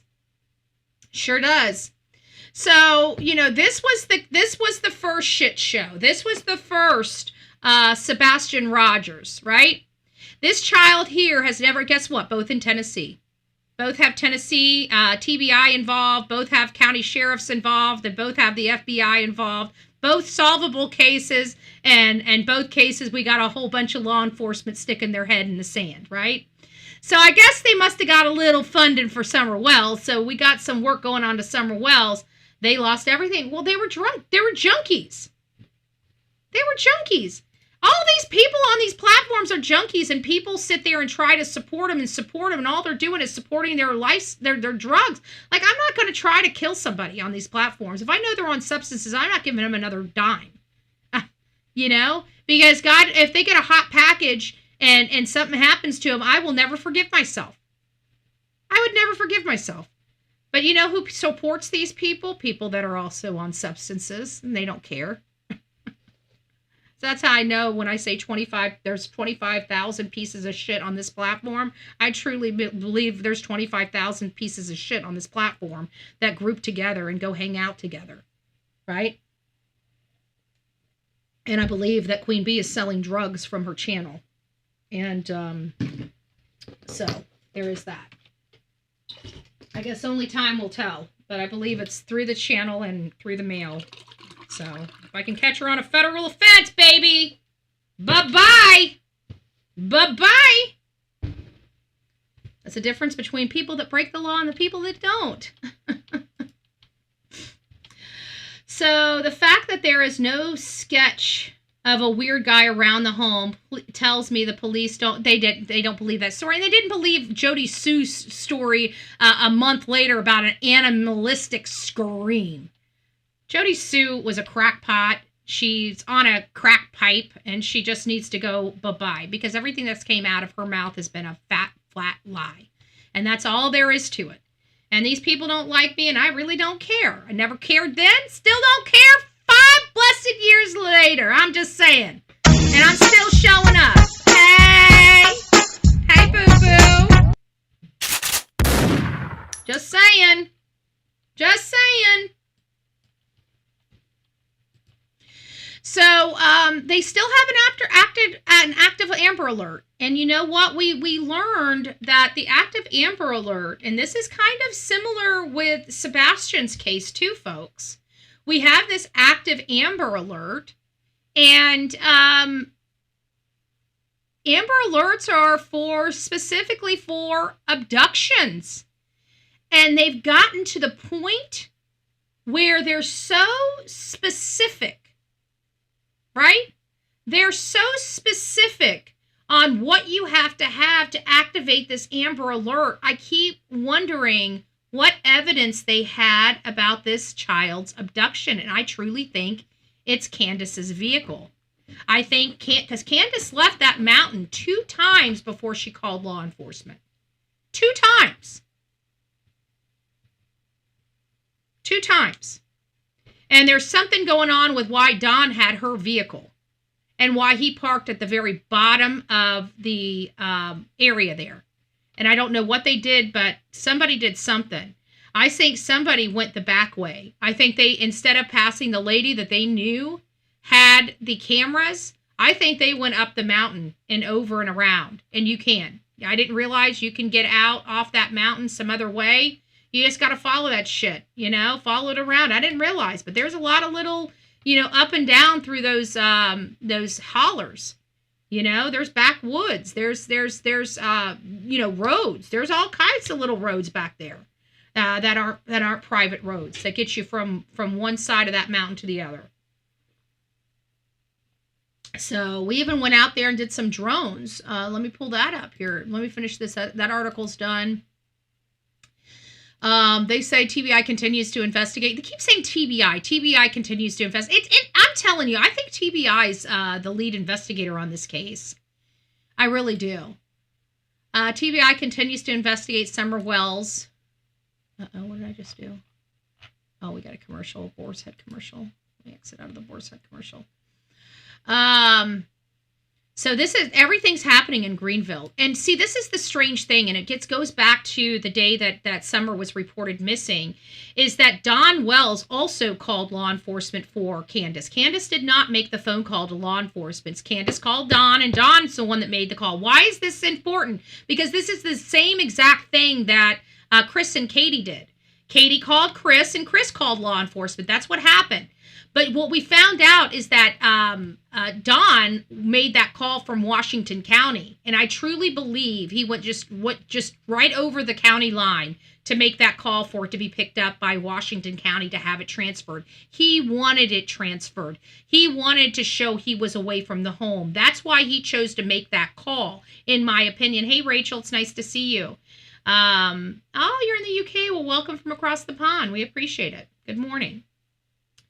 And so I truly believe that that was, even with him calling, I think that was a setup. I think that was just to try to show he was in Washington County, which I've never believed he truly was in Washington County, because his boys were home, and I've maintained that. Go back if you guys got to go all the way back to the beginning of this, you guys will hear me say it. I know I said it. I know I said it over and over again. Sorry, my earpiece keeps falling out of my ear. I don't really need it in right now anyways. I only need it in when I'm playing audio. But the bottom line is that I've always maintained that Don Wells is home, and Don Wells has always maintained he was not home. And I even had an opportunity to challenge him on that when we were belly to belly. I only got one opportunity to speak to him, and that was the most recent, and I didn't record it. He recorded the conversation, but I didn't record the conversation. And I asked him, what his coworkers told me that day that I was out at his job, and that he was there with his boys. And I said, why do you think they would have said that if you weren't there with your boys? I said, Don, I didn't ask them today. I said, I asked them years ago. And they remember it very, very clearly that you were on the job with your boys and that you left around lunchtime. I said, and they couldn't remember what time you ever returned back to the job site. And that was what was told to me. And I heard Justin saying he was home by 11:30. I don't know what time he came home. The people at his work told me that that they believe he left. They believe he left at 1:30. That's what I was told, but they couldn't be sure. So I'm the one that chose to make the hour, between 12:30 to 1:30. Not them. They didn't say that. They told me they believe it was around 1:30, but they couldn't remember. They couldn't remember specifically. That's what I was told.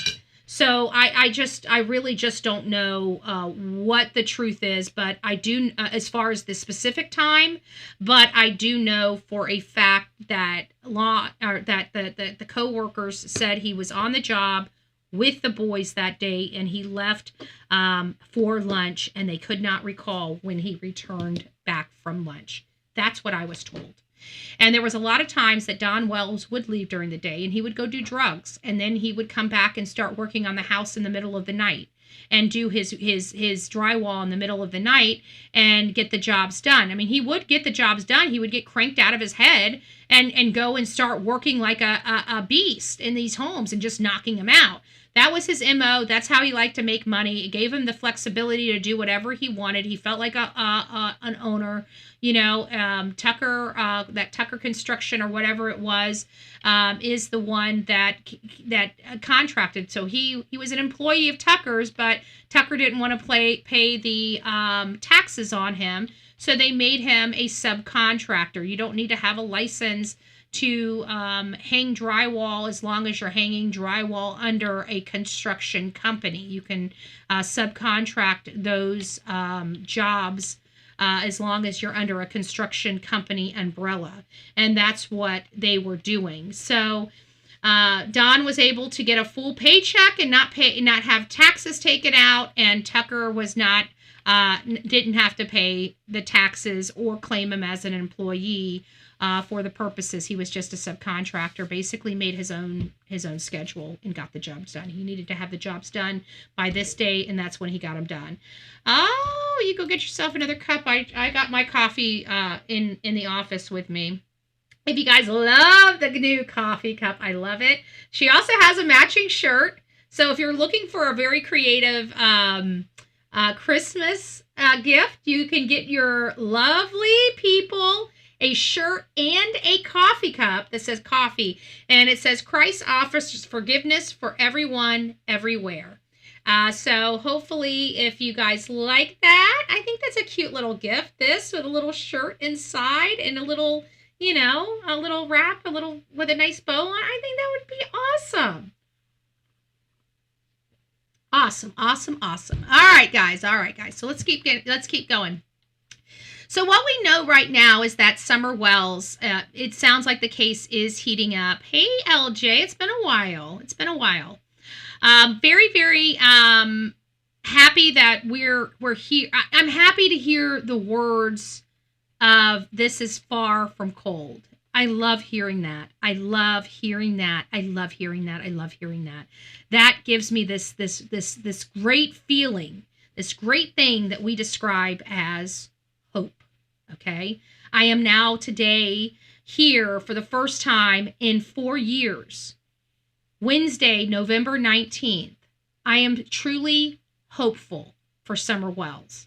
Did you know that there was a tree trimming business almost next door to where they are searching? Well, you know what? It was Don Wells that kept bringing up the tree trimming business. He was adamant. He kept trying to focus on the tree trimmers. Could it be because he knew that she was near a tree trimming company? And maybe hopeful that was a tree trimming company that was out on his property?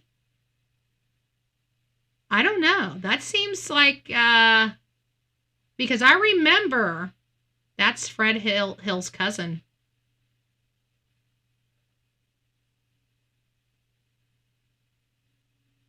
Didn't we have one of our true crime content creators?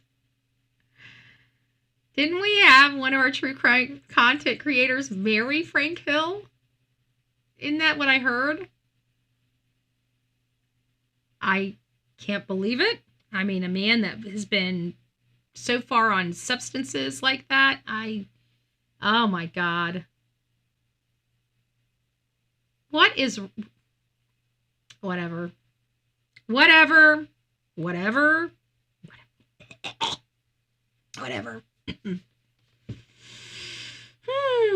Well, hopefully she's happy, you know.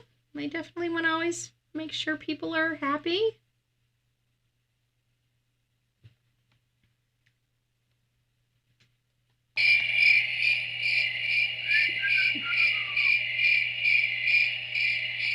Okay. Just saying. Oh, okay. I personally don't, you know, I'm a single woman, you know. I just don't see myself getting involved in a case and, you know, coming across some guy's house that likes to pull my leg. The reason why I say that is because he played a prank on, I think it was Ziggy, about bucket of chicken. Okay? Bucket of chicken. And she called law enforcement to have law enforcement go out there for a bucket of chicken. Okay? So I guess that was foreplay for them or something? I don't know.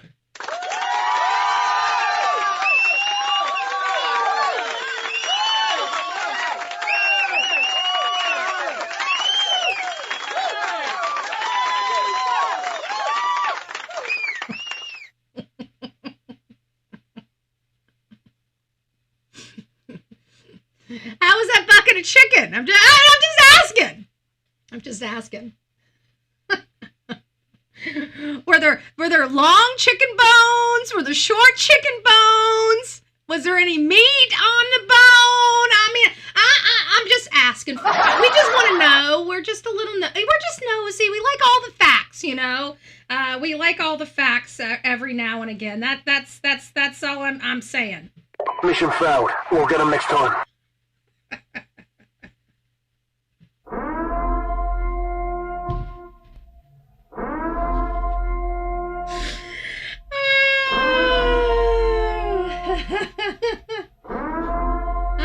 Oh, good gracious. And Oakley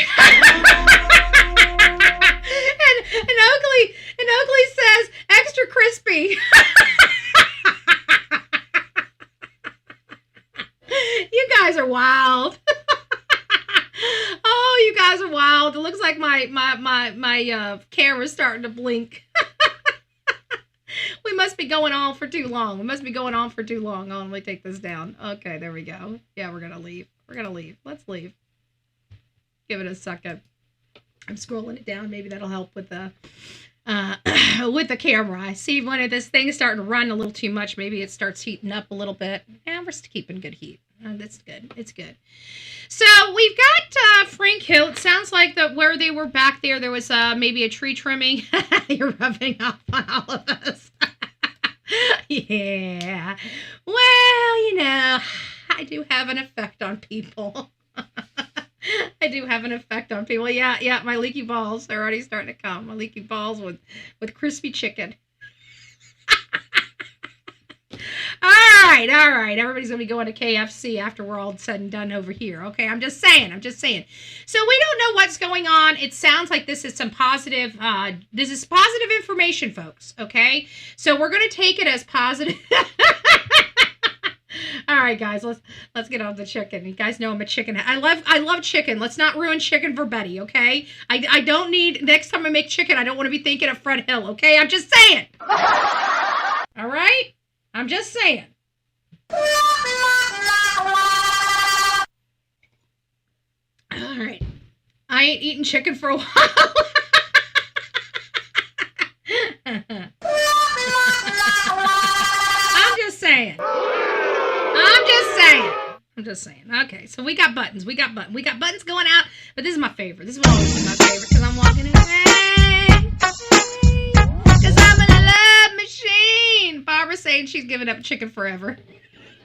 She done with the bucket of chicken. She was done with the bucket of chicken the first go round. Okay, 4 years ago she was done with it. Now she's definitely done with it. I don't like chicken. I'm a chicken head. I know chicken head means something different. Best friend telling me, she's like, can you quit saying that? It means something than what you're trying to say. I said, I don't care what people think it means. I know what it means to me. I'm a chicken head.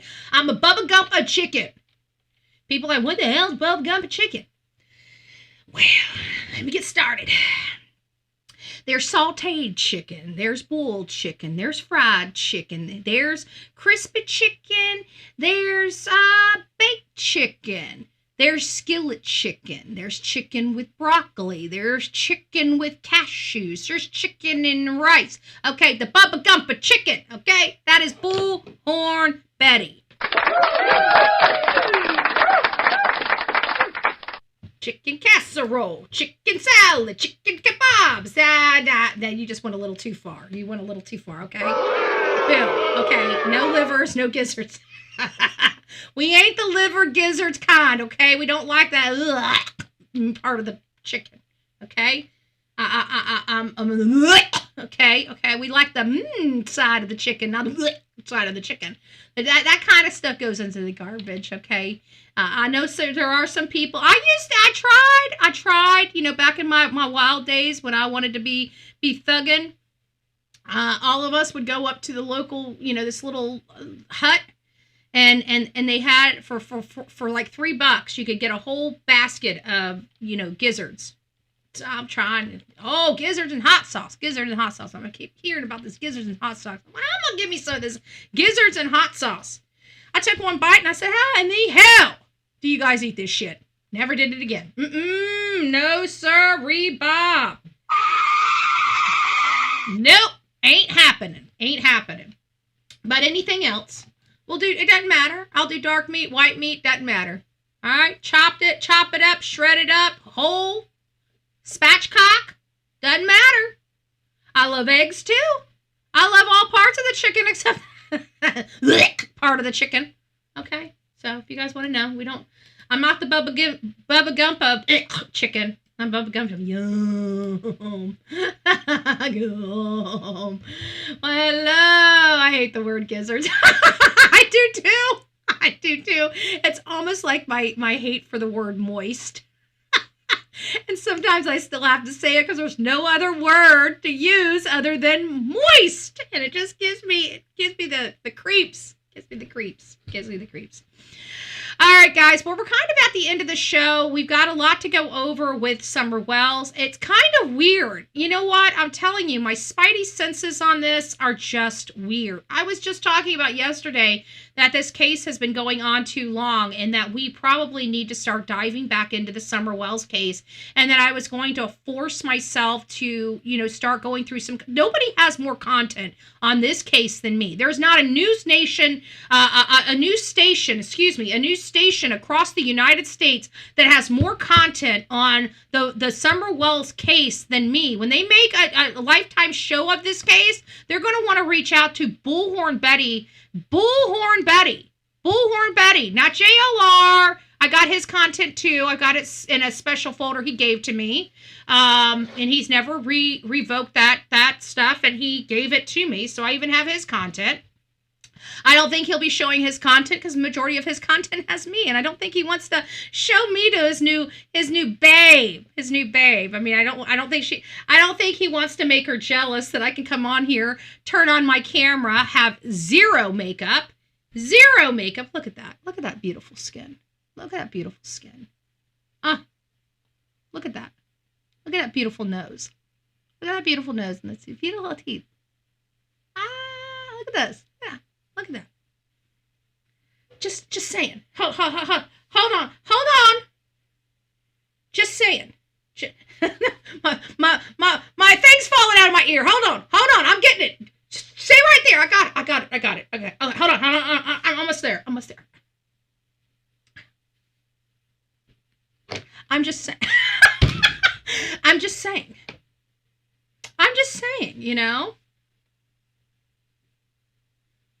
I don't think he's going to be, putting the video's up of the Summer Wells case. I don't think he's going back into the reel for that, because then he'd have to go over there and give her a big old fat kiss on the lips. How'd you like me now, baby? How was that? I'm just saying. I'm just saying.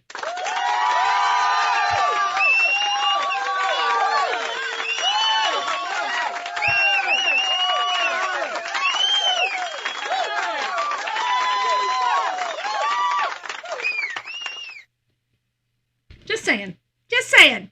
But that's okay. That's okay. We got the lowdown on this one. Okay, I tried to cut as much of the asshole out of the documentary as I can, but you know, at the end of the day, he's part of it. Okay, I don't like it. None of us like it. It is what it is. Okay. But see, I didn't have an affair on him for a year. So if I had a guy, which I don't, but if I did, and I wanted to do this documentary with my ex in it, he wouldn't be jelly. You know why? You know why he wouldn't be? Because it didn't matter. Her, on the other hand, she's going to be rolling her eyes like, ugh. That's what homewreckers do. Just saying. Don't fish in somebody else's pond, folks. Do yourself a favor. Nothing good happens by fishing in somebody else's pond. If you know that pond's being stocked by somebody else, leave it alone. All right? Leave it alone. Okay? You don't need anything that somebody else has got. If they want you, they leave that. They leave that before they come get you. They don't get the free test run first, okay? Ladies, men, all of y'all, you guys have a zipper for a reason. I just want to let you know that. I'm just to remind you that it stays zipped, okay? The only way it unzips is if you do that, okay? And if you can't be around a female or a man without a chaperone, go get yourself some help. Okay? You probably got something going on with you, seriously. I mean, if you can't be around a female or a man without wanting to jump their bones, they're probably, seriously, in all fairness, there probably might be something wrong with you. You might have some type of, self-control thing that you need to help. I'm to be honest with you, I'm not being facetious on that. I'm being honest, because there's a lot of people with different types of addictions. And so an addiction is an addiction. And if you're having an addiction with something, then you need to go get it fixed before you ruin your life, because an addiction like that could ruin everything for you. Psychological issues, yeah. But if it's just you just looking and you think you all that, no, you stay out of somebody else's pond, folks. Okay, we have more morals here. We have integrity here. I expect the people that watch the show to also possess those things, even if you've made mistakes in the past. It's okay. We don't judge. Just moving forward, right? Just moving forward. Learn your lesson. Move forward, and never put that pain on anybody else. You don't like it, don't put it on somebody else. That's all I'm saying. All right, guys, rock it out with your coffee beans out. Hold on, let me do it again. Oh, hold on, I got to get my little...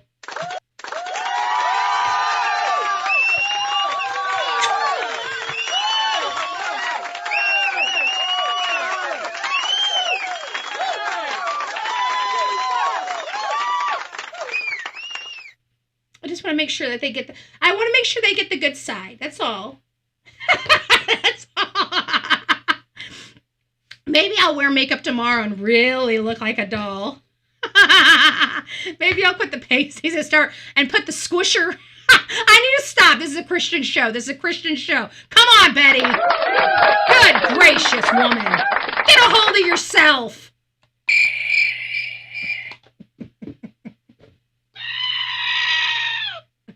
I know I'm a little scary. we gotta put the bullshit into it, okay? Warning, bullshit alert.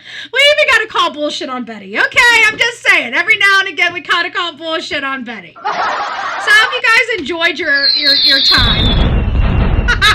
We're bombing as we go out. All right, guys. Life is addiction. Yeah, addictions are given, not taken. Venezuela, yeah. Blessed day to all. Betty is right. I kind of pushed her away. She came in here wanting, and I told her, I made her leave, and she didn't like it. She went pouty, so she's not She's not in here at all. She's pouting because she wanted me to go out earlier. So yeah, I am going to take her out. She doesn't usually go out until 11, but usually the first visit of the morning is Mr. Glenn and Emily, and then we go out like around 11 to go play ball.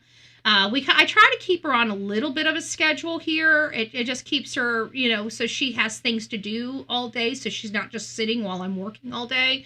So we just have little, every couple hours do a little something, something. So she gets her energy. She gets all of her, we run her outside, get that extra energy out. But she's always been such a great dog. And I think it's because she's got a great balance of food and exercise and playtime and stuff like that. And I think it keeps her really, really just chill and calm, and every morning she wakes up, she gets this huge back massage. She gets massage from her head down to her toes. Okay. So she's just a happy dog. And I think she shows it. Very, very, very rarely do I have her on a leash. We're required to have our dogs controlled in our county. That's really the only requirement, is control. So if she's on my yard and doesn't leave my yard, whether she's got a leash or a collar on her or whatever, she's fine. She listens to commands. I've raised her to not have to be on a leash and to be under command. So like when she's chasing a cat, if I tell her to stop, she stops.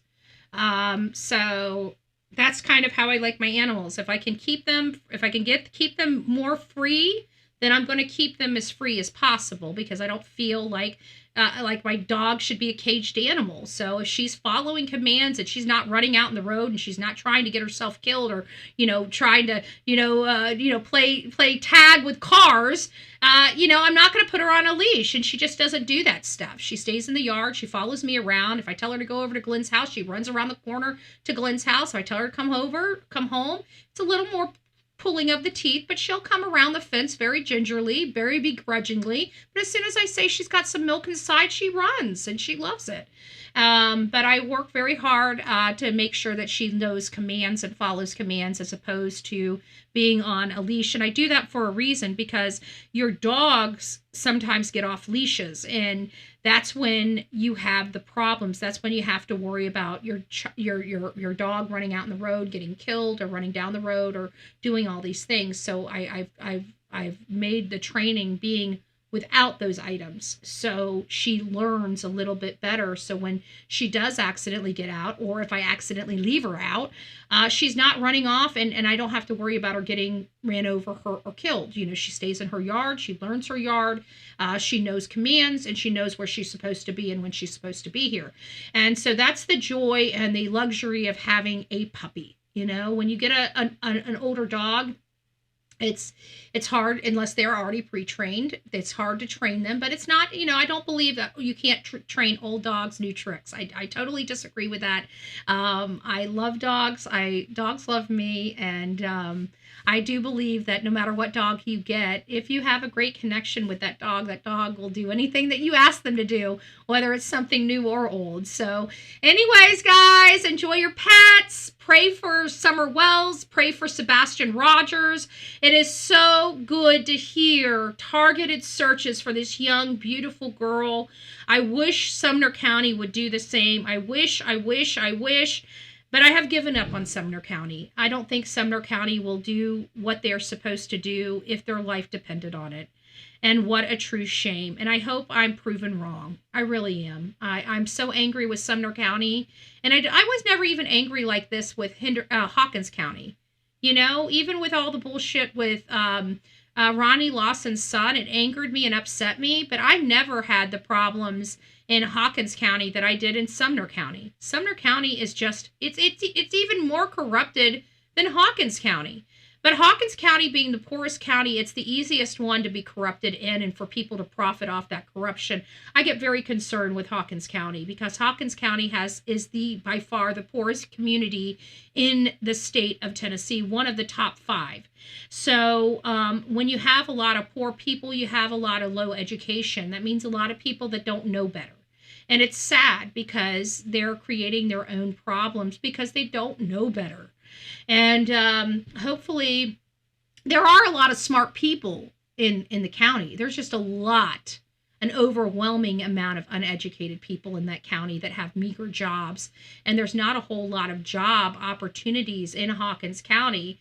I think that the biggest job that supplies a lot of that area is that chemical manufacturing company over in Sullivan County.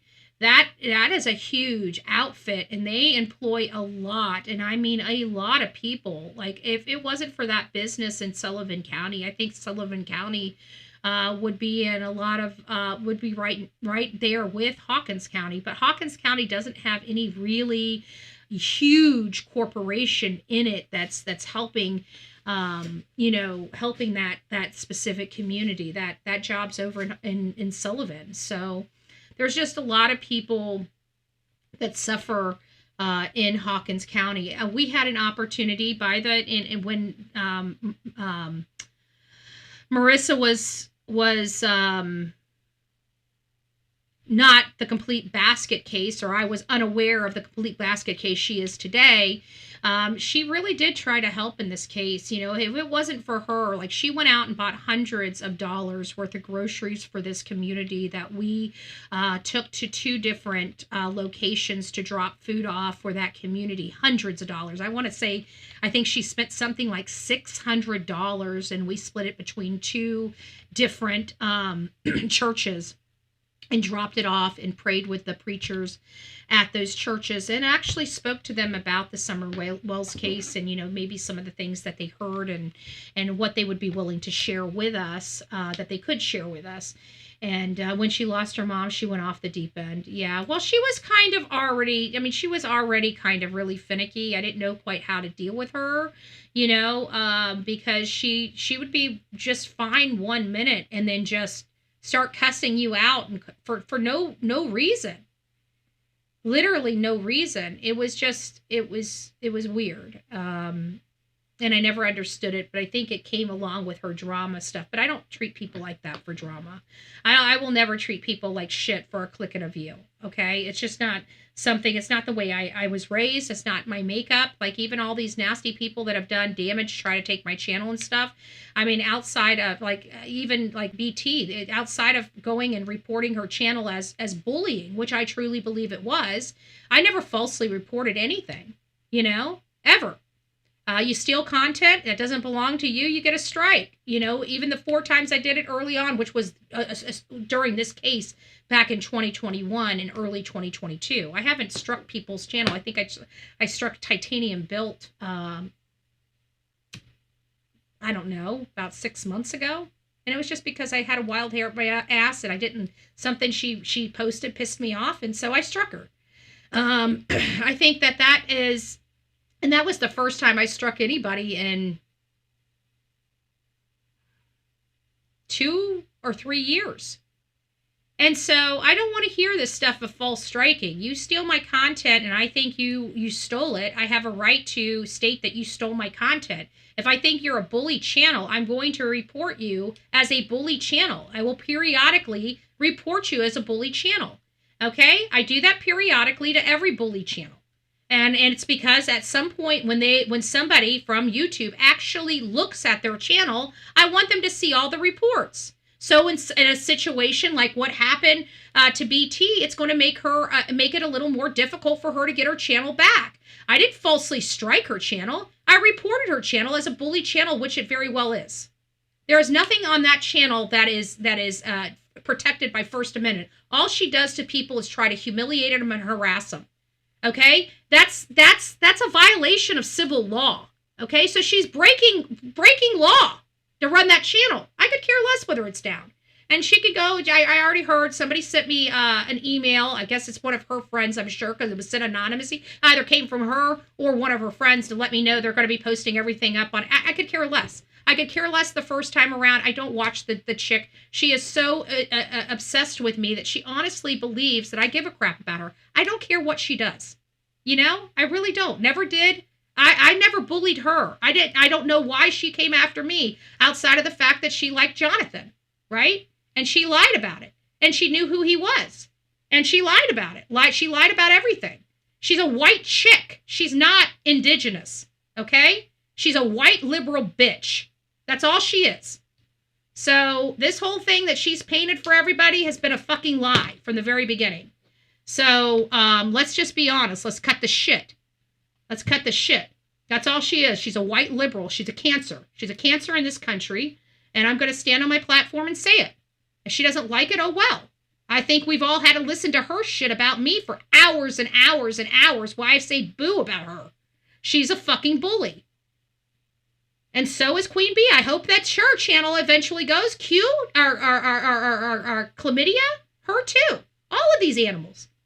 You know? And so we report them. We report them as bully channels. And hopefully one day when YouTube stops and actually looks at their channel and realizes this is not the shit they want on YouTube, they get rid of that channel too.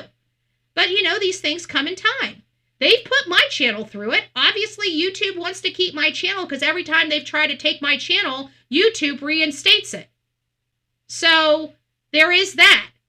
And this channel has been my original channel from the very, very, very beginning. Even Jonathan's channel, how many times did he have to come to me after his channel was demonetized and taken back, and he didn't want people to know about it? He just wanted me to help him bring up a new account and do this and do that. I did that for him, just for him to stab me in the back. And people support people like that. You know that they're willing to stab somebody in the back that they cared about, but you're going to support that. That should show you who they are as a person. That's why I was like, why was Molly with y'all in Tennessee? She was talking shit about y'all before the Summer Wells trip. Well, no, because she came down to Gabby Petito. That's how we met her. And she seemed like she wanted to help. And she approached us about funding the trip. And we thought, okay, well, this looks like it could be a great, partnership. And when we first went out there, we're very, very specific on how we do our stuff. And so Molly was, she talks a lot, and sometimes when you're doing the work that we do and, I didn't understand what she was doing. I didn't understand the drama or, the crazy stuff, but it just didn't really bode with the work we were doing because, the work we were doing, we weren't going live. She was basically telling where we were going, and we had people calling the places we were going to interview, and people were going in there and saying that they were expecting us because Molly's out there, going live while we're trying to do an investigation to find this. She's trying to get a click and a view. So that was our first problem with her. The second problem with her is that there was a point that came where she basically threatened that she was going to kill the project right then because there was some disagreements with her behavior on the second trip.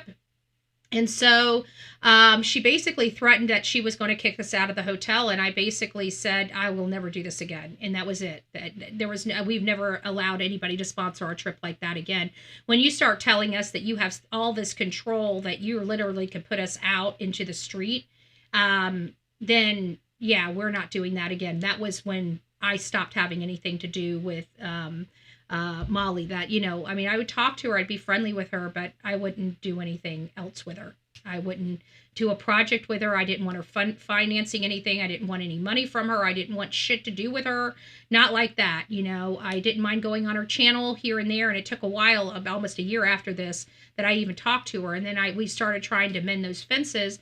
And then she went off on me. And then she tried to tell me what to do. And if you know anything about me, anybody that comes up here and tells me what to do, you're gonna be with a face full of tears. I'm gonna cuss your ass out. You do not tell me what to do. Okay? Don't ever call me and tell me what to do. That is one way to end a relationship with me and end a friendship. I will do as I damn well please.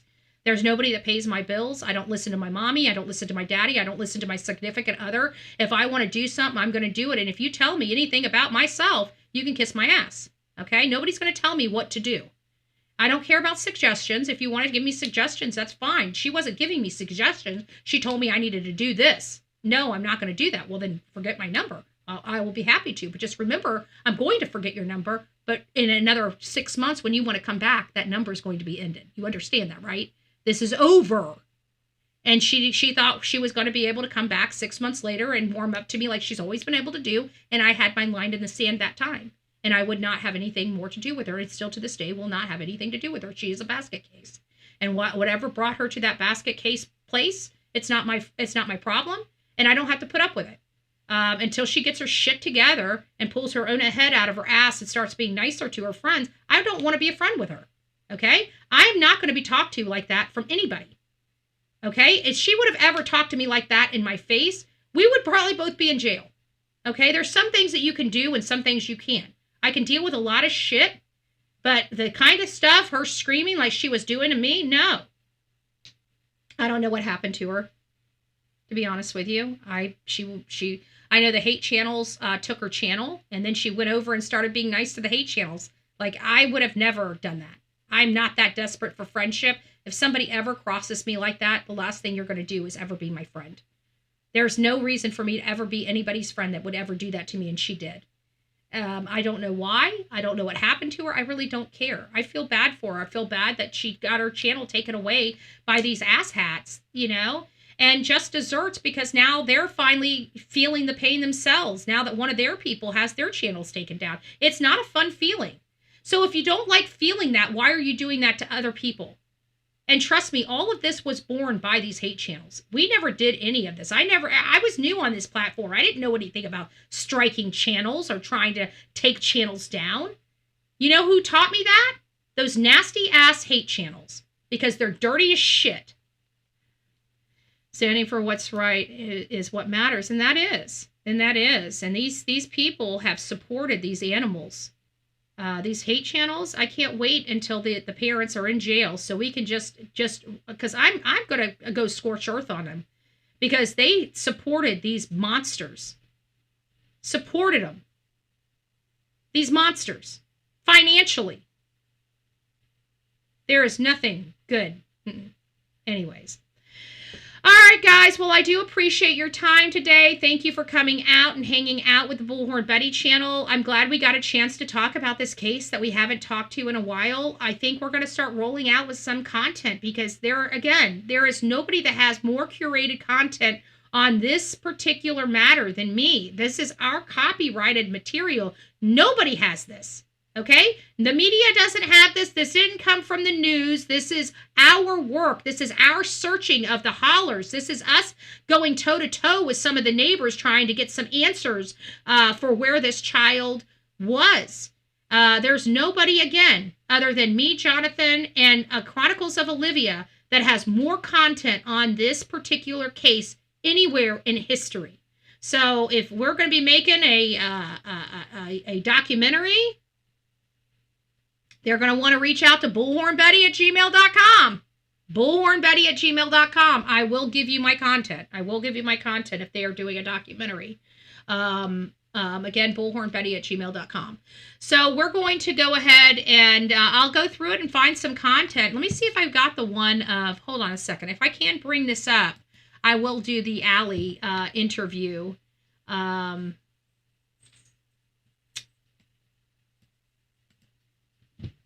Let me see if I got the... I know, baby. Come here. Come. You've been such a good girl. Come. I know. I'm sorry. I didn't mean to push you away earlier. I know. Mommy's a mean mommy. But we're going to go. We're going to go soon. I know. I'm so sorry.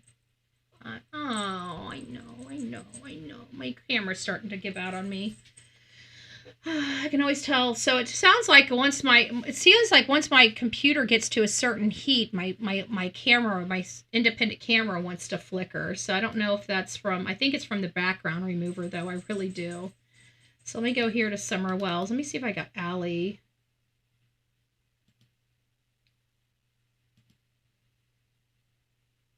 I have Allie's folder. There's Allie's folder.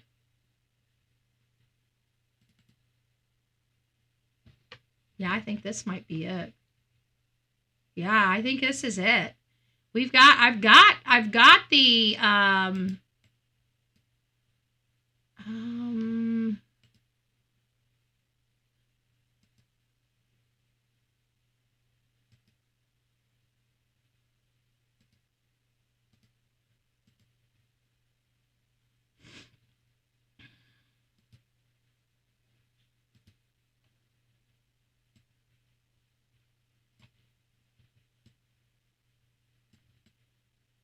This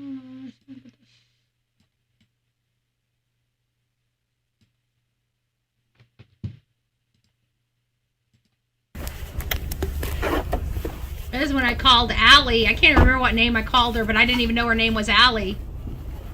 And see, my video needs to be cleaned up because it's a little. But we just jumped out of the car and just kind of.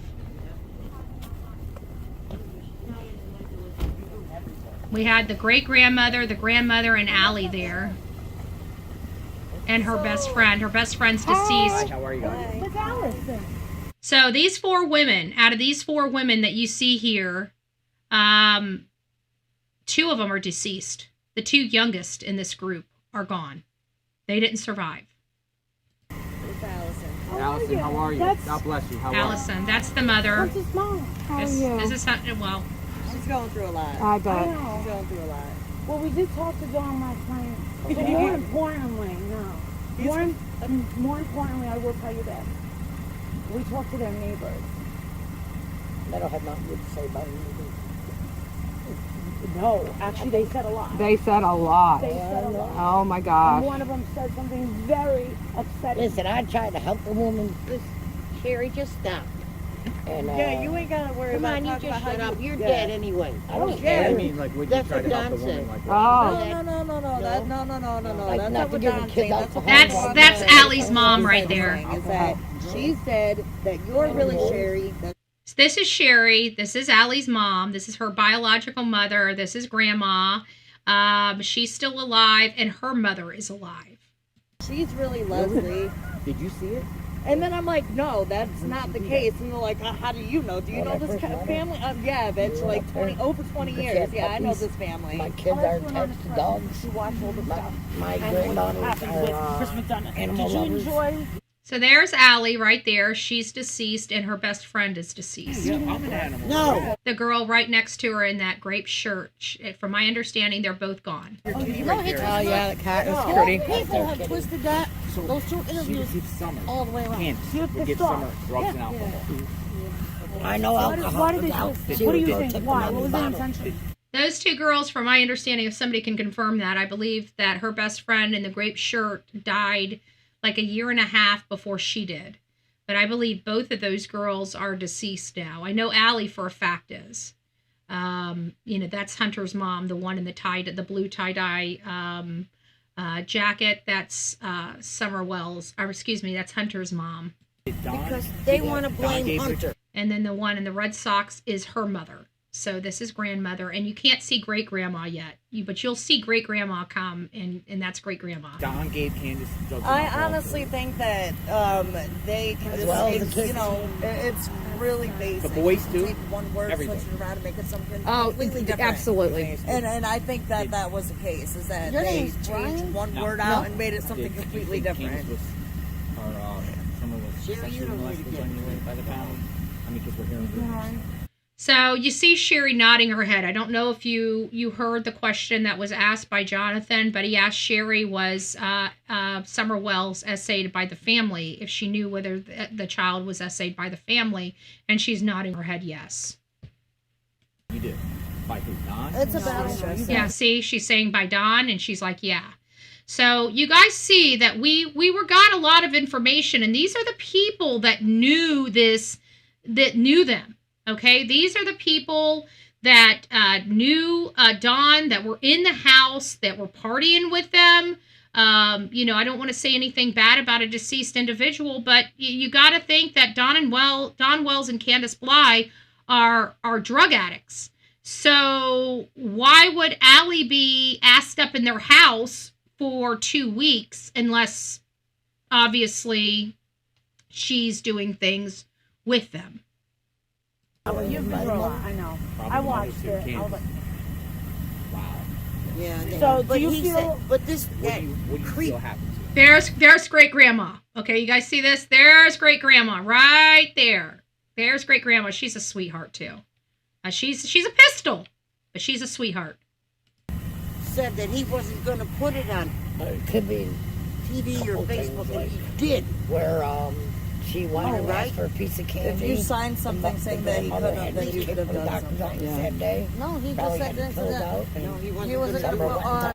Got pilled out. She went to the doctor that day. They probably got pilled out. Did you guys hear that? So the story is painting. The story is being painted by this family here that knows this family. We all know that their family member was the only independent person that was with Candus, and Summer the day that Summer disappeared. Hunter was the only third party outside of that family that was at the scene.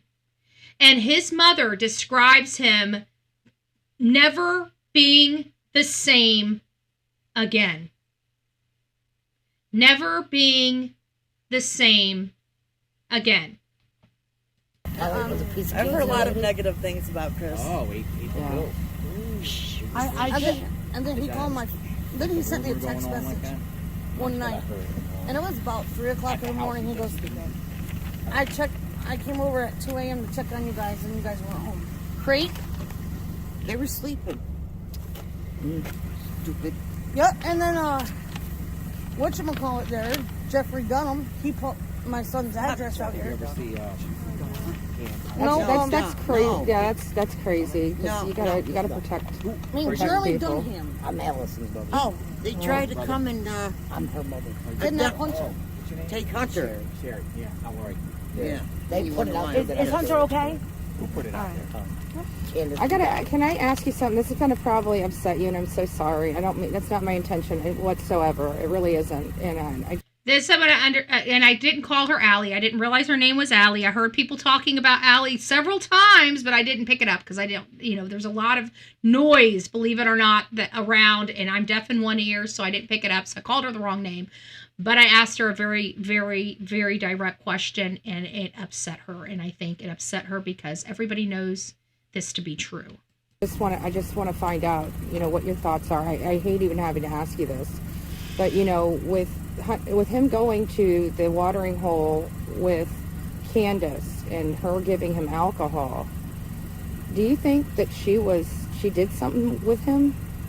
No, not with him. I think her and her mother did something. You don't think so? Yeah. Wait a minute. Candus was probably did do something to Hunter. No, she did not. Bullshit. Because the neighbor is saying that they there was signs there. I didn't like. So Grandma absolutely believes, hands down, that Candus did those things with Hunter. You see her reaction. She believes 100%. There's no question about it.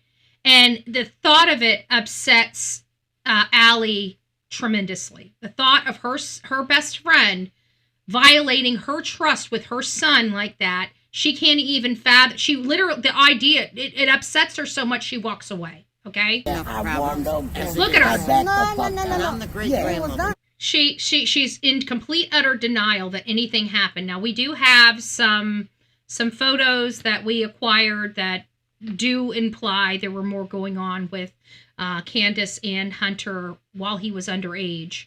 Those things have never been explored by law enforcement either, which upset me.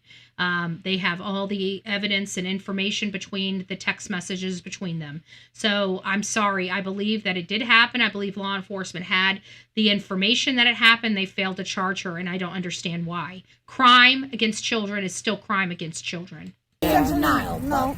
The truth hurts. I think the truth hurts. I think they were too because she gave them up. See, so Grandma's telling the story. Allie's so upset she ends up walking into the house. Oh, shit. And the kid didn't know what was going on. And because that was the sentiments of the neighbors there, that she was a sexual deviant. And so that's the only reason. I didn't mean to upset you, Kim. I didn't. Oh, Kim. I called her that Kim. was That's the what I called reason. Her name's and this is, like I said, this is the first time I was there. I thought I heard somebody call somebody Kim. I don't know if the friend was called Kim, but I kept calling her Kim, and her name was Allie. This is literally my first introduction to the woman. I was asking that. It bothers me too. He's my grandson. We all went, oh my God, like that. Yeah. Right at the car. She came right up. She's like, When she calms down, she'll come back out and talk to us. I don't think she ever went to plant flowers. I don't know. No one could witness that she was up there planting flowers. I think she suffered a secondhand drowning. When Hunter, everyone's like it's shallow. There's no way she could have drowned. Do you hear the best friend? She's already talking about secondhand drowning and all this other stuff. So everybody at this point, and the reason why I'm bringing it back, because I know this case has gotten really, really out in crazy areas. But I think when we bring it back to that day, because this was so much closer to that day than we are here now, right? We're at 4 years. We were only at 6 months, her being gone when we were out here talking to these people. So these people's minds are going to be the freshest that they've ever been. And everybody was talking about the events at the watering hole, We all believed. I remember that was the sentiments of this time. Everything has changed since this time, okay? Everything has changed. Other things, hey, peas in a pod. But in my opinion, don't forget to hit the like button on the way in or on the way out, folks.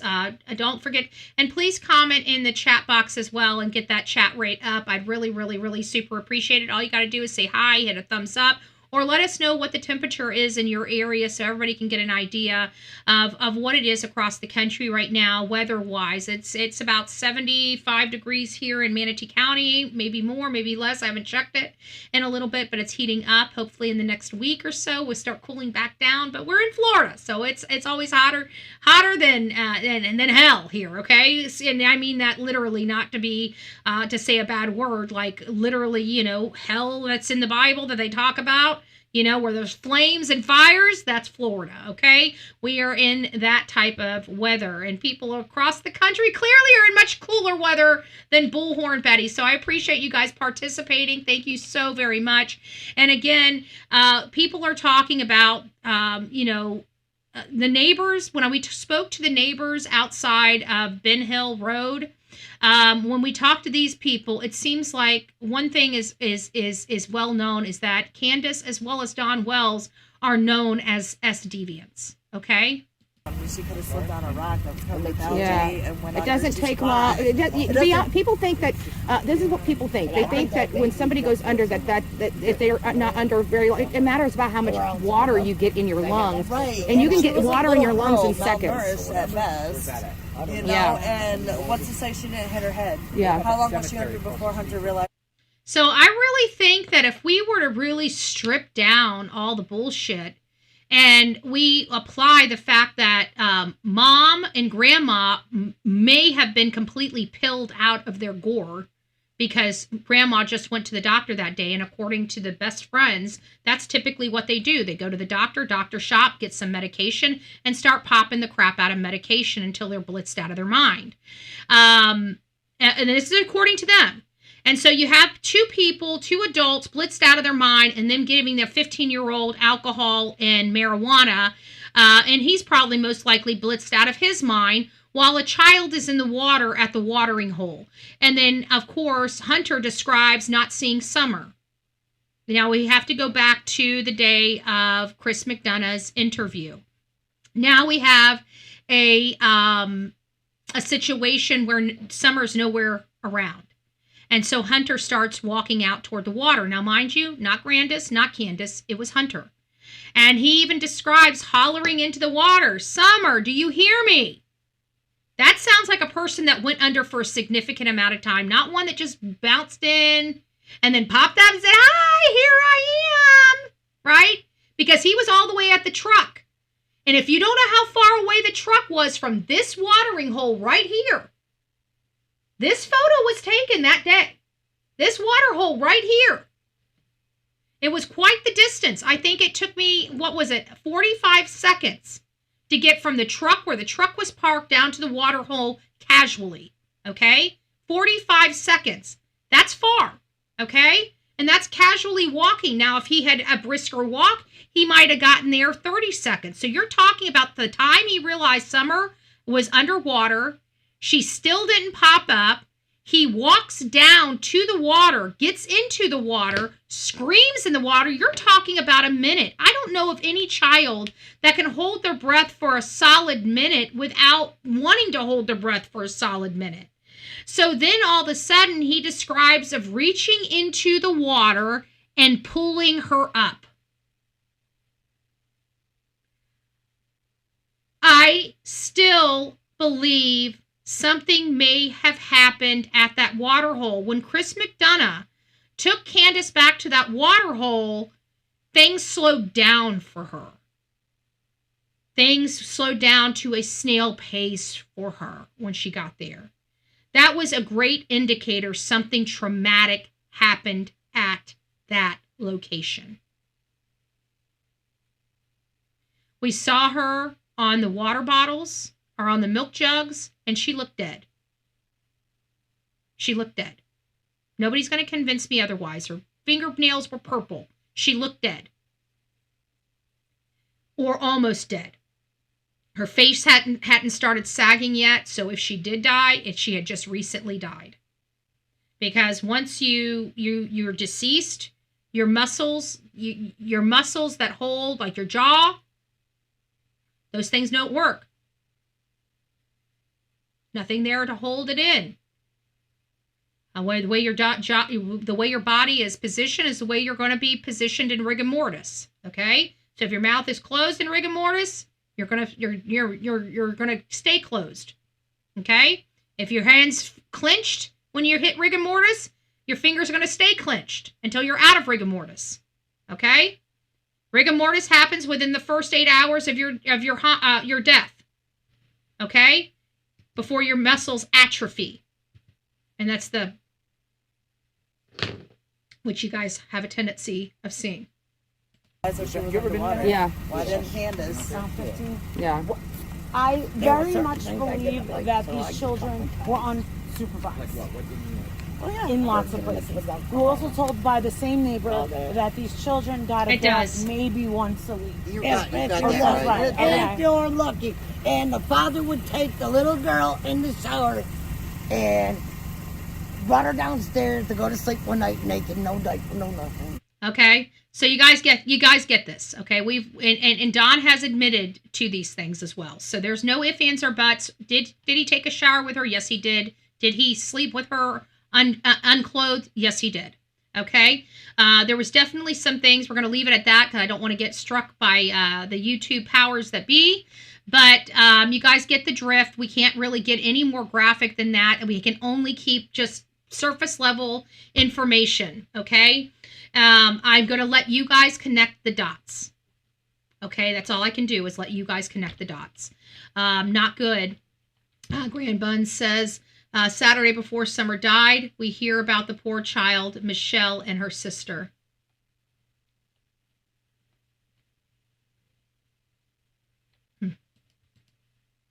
Right there. Take this down. Right there.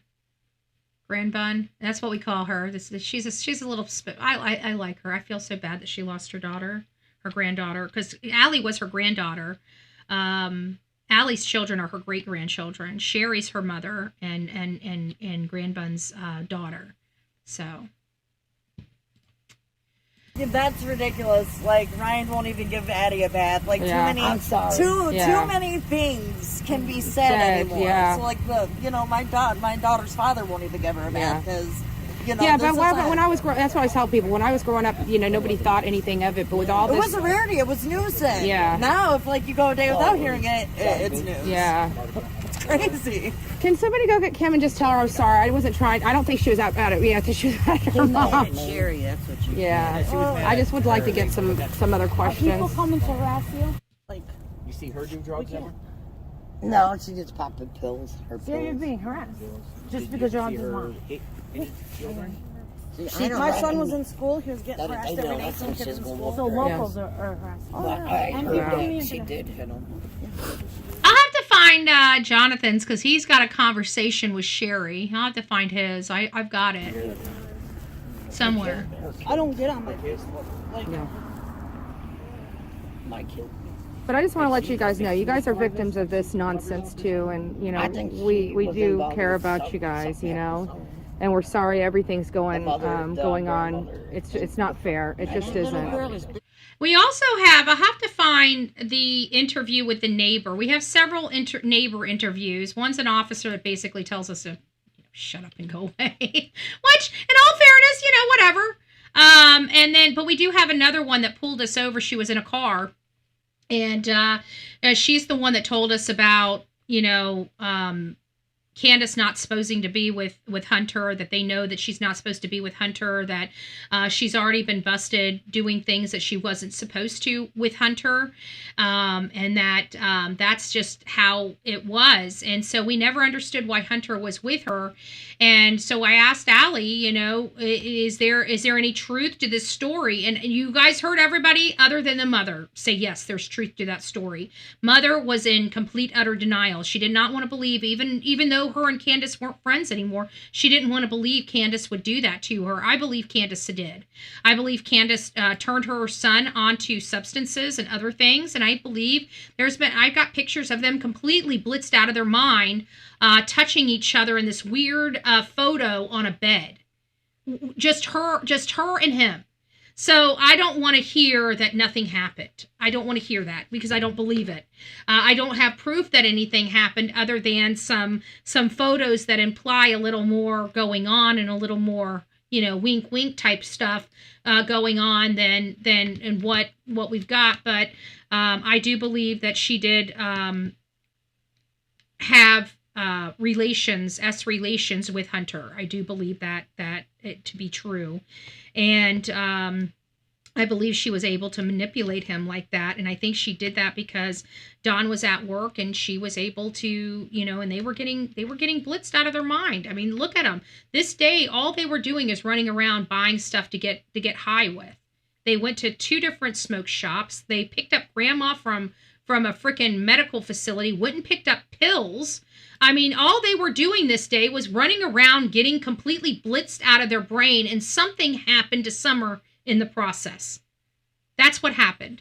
So, was she injured at home or was she injured before she got home? That is the question. But either way, it sounds like this case is heating up, and we're praying to God that we find out what happened to Summer Wells. All right, guys, thanks for coming and hanging out with me. Rock it out with your coffee beans out. If you don't, please don't forget to be fearless. If you see something, say something. An ounce of prevention is worth a pound of cure. And until next time, please be safe, but more importantly, kind to one another. God bless, guys. Have a great day, and we'll see you later with the show for Sebastian Rogers. Thank you so much.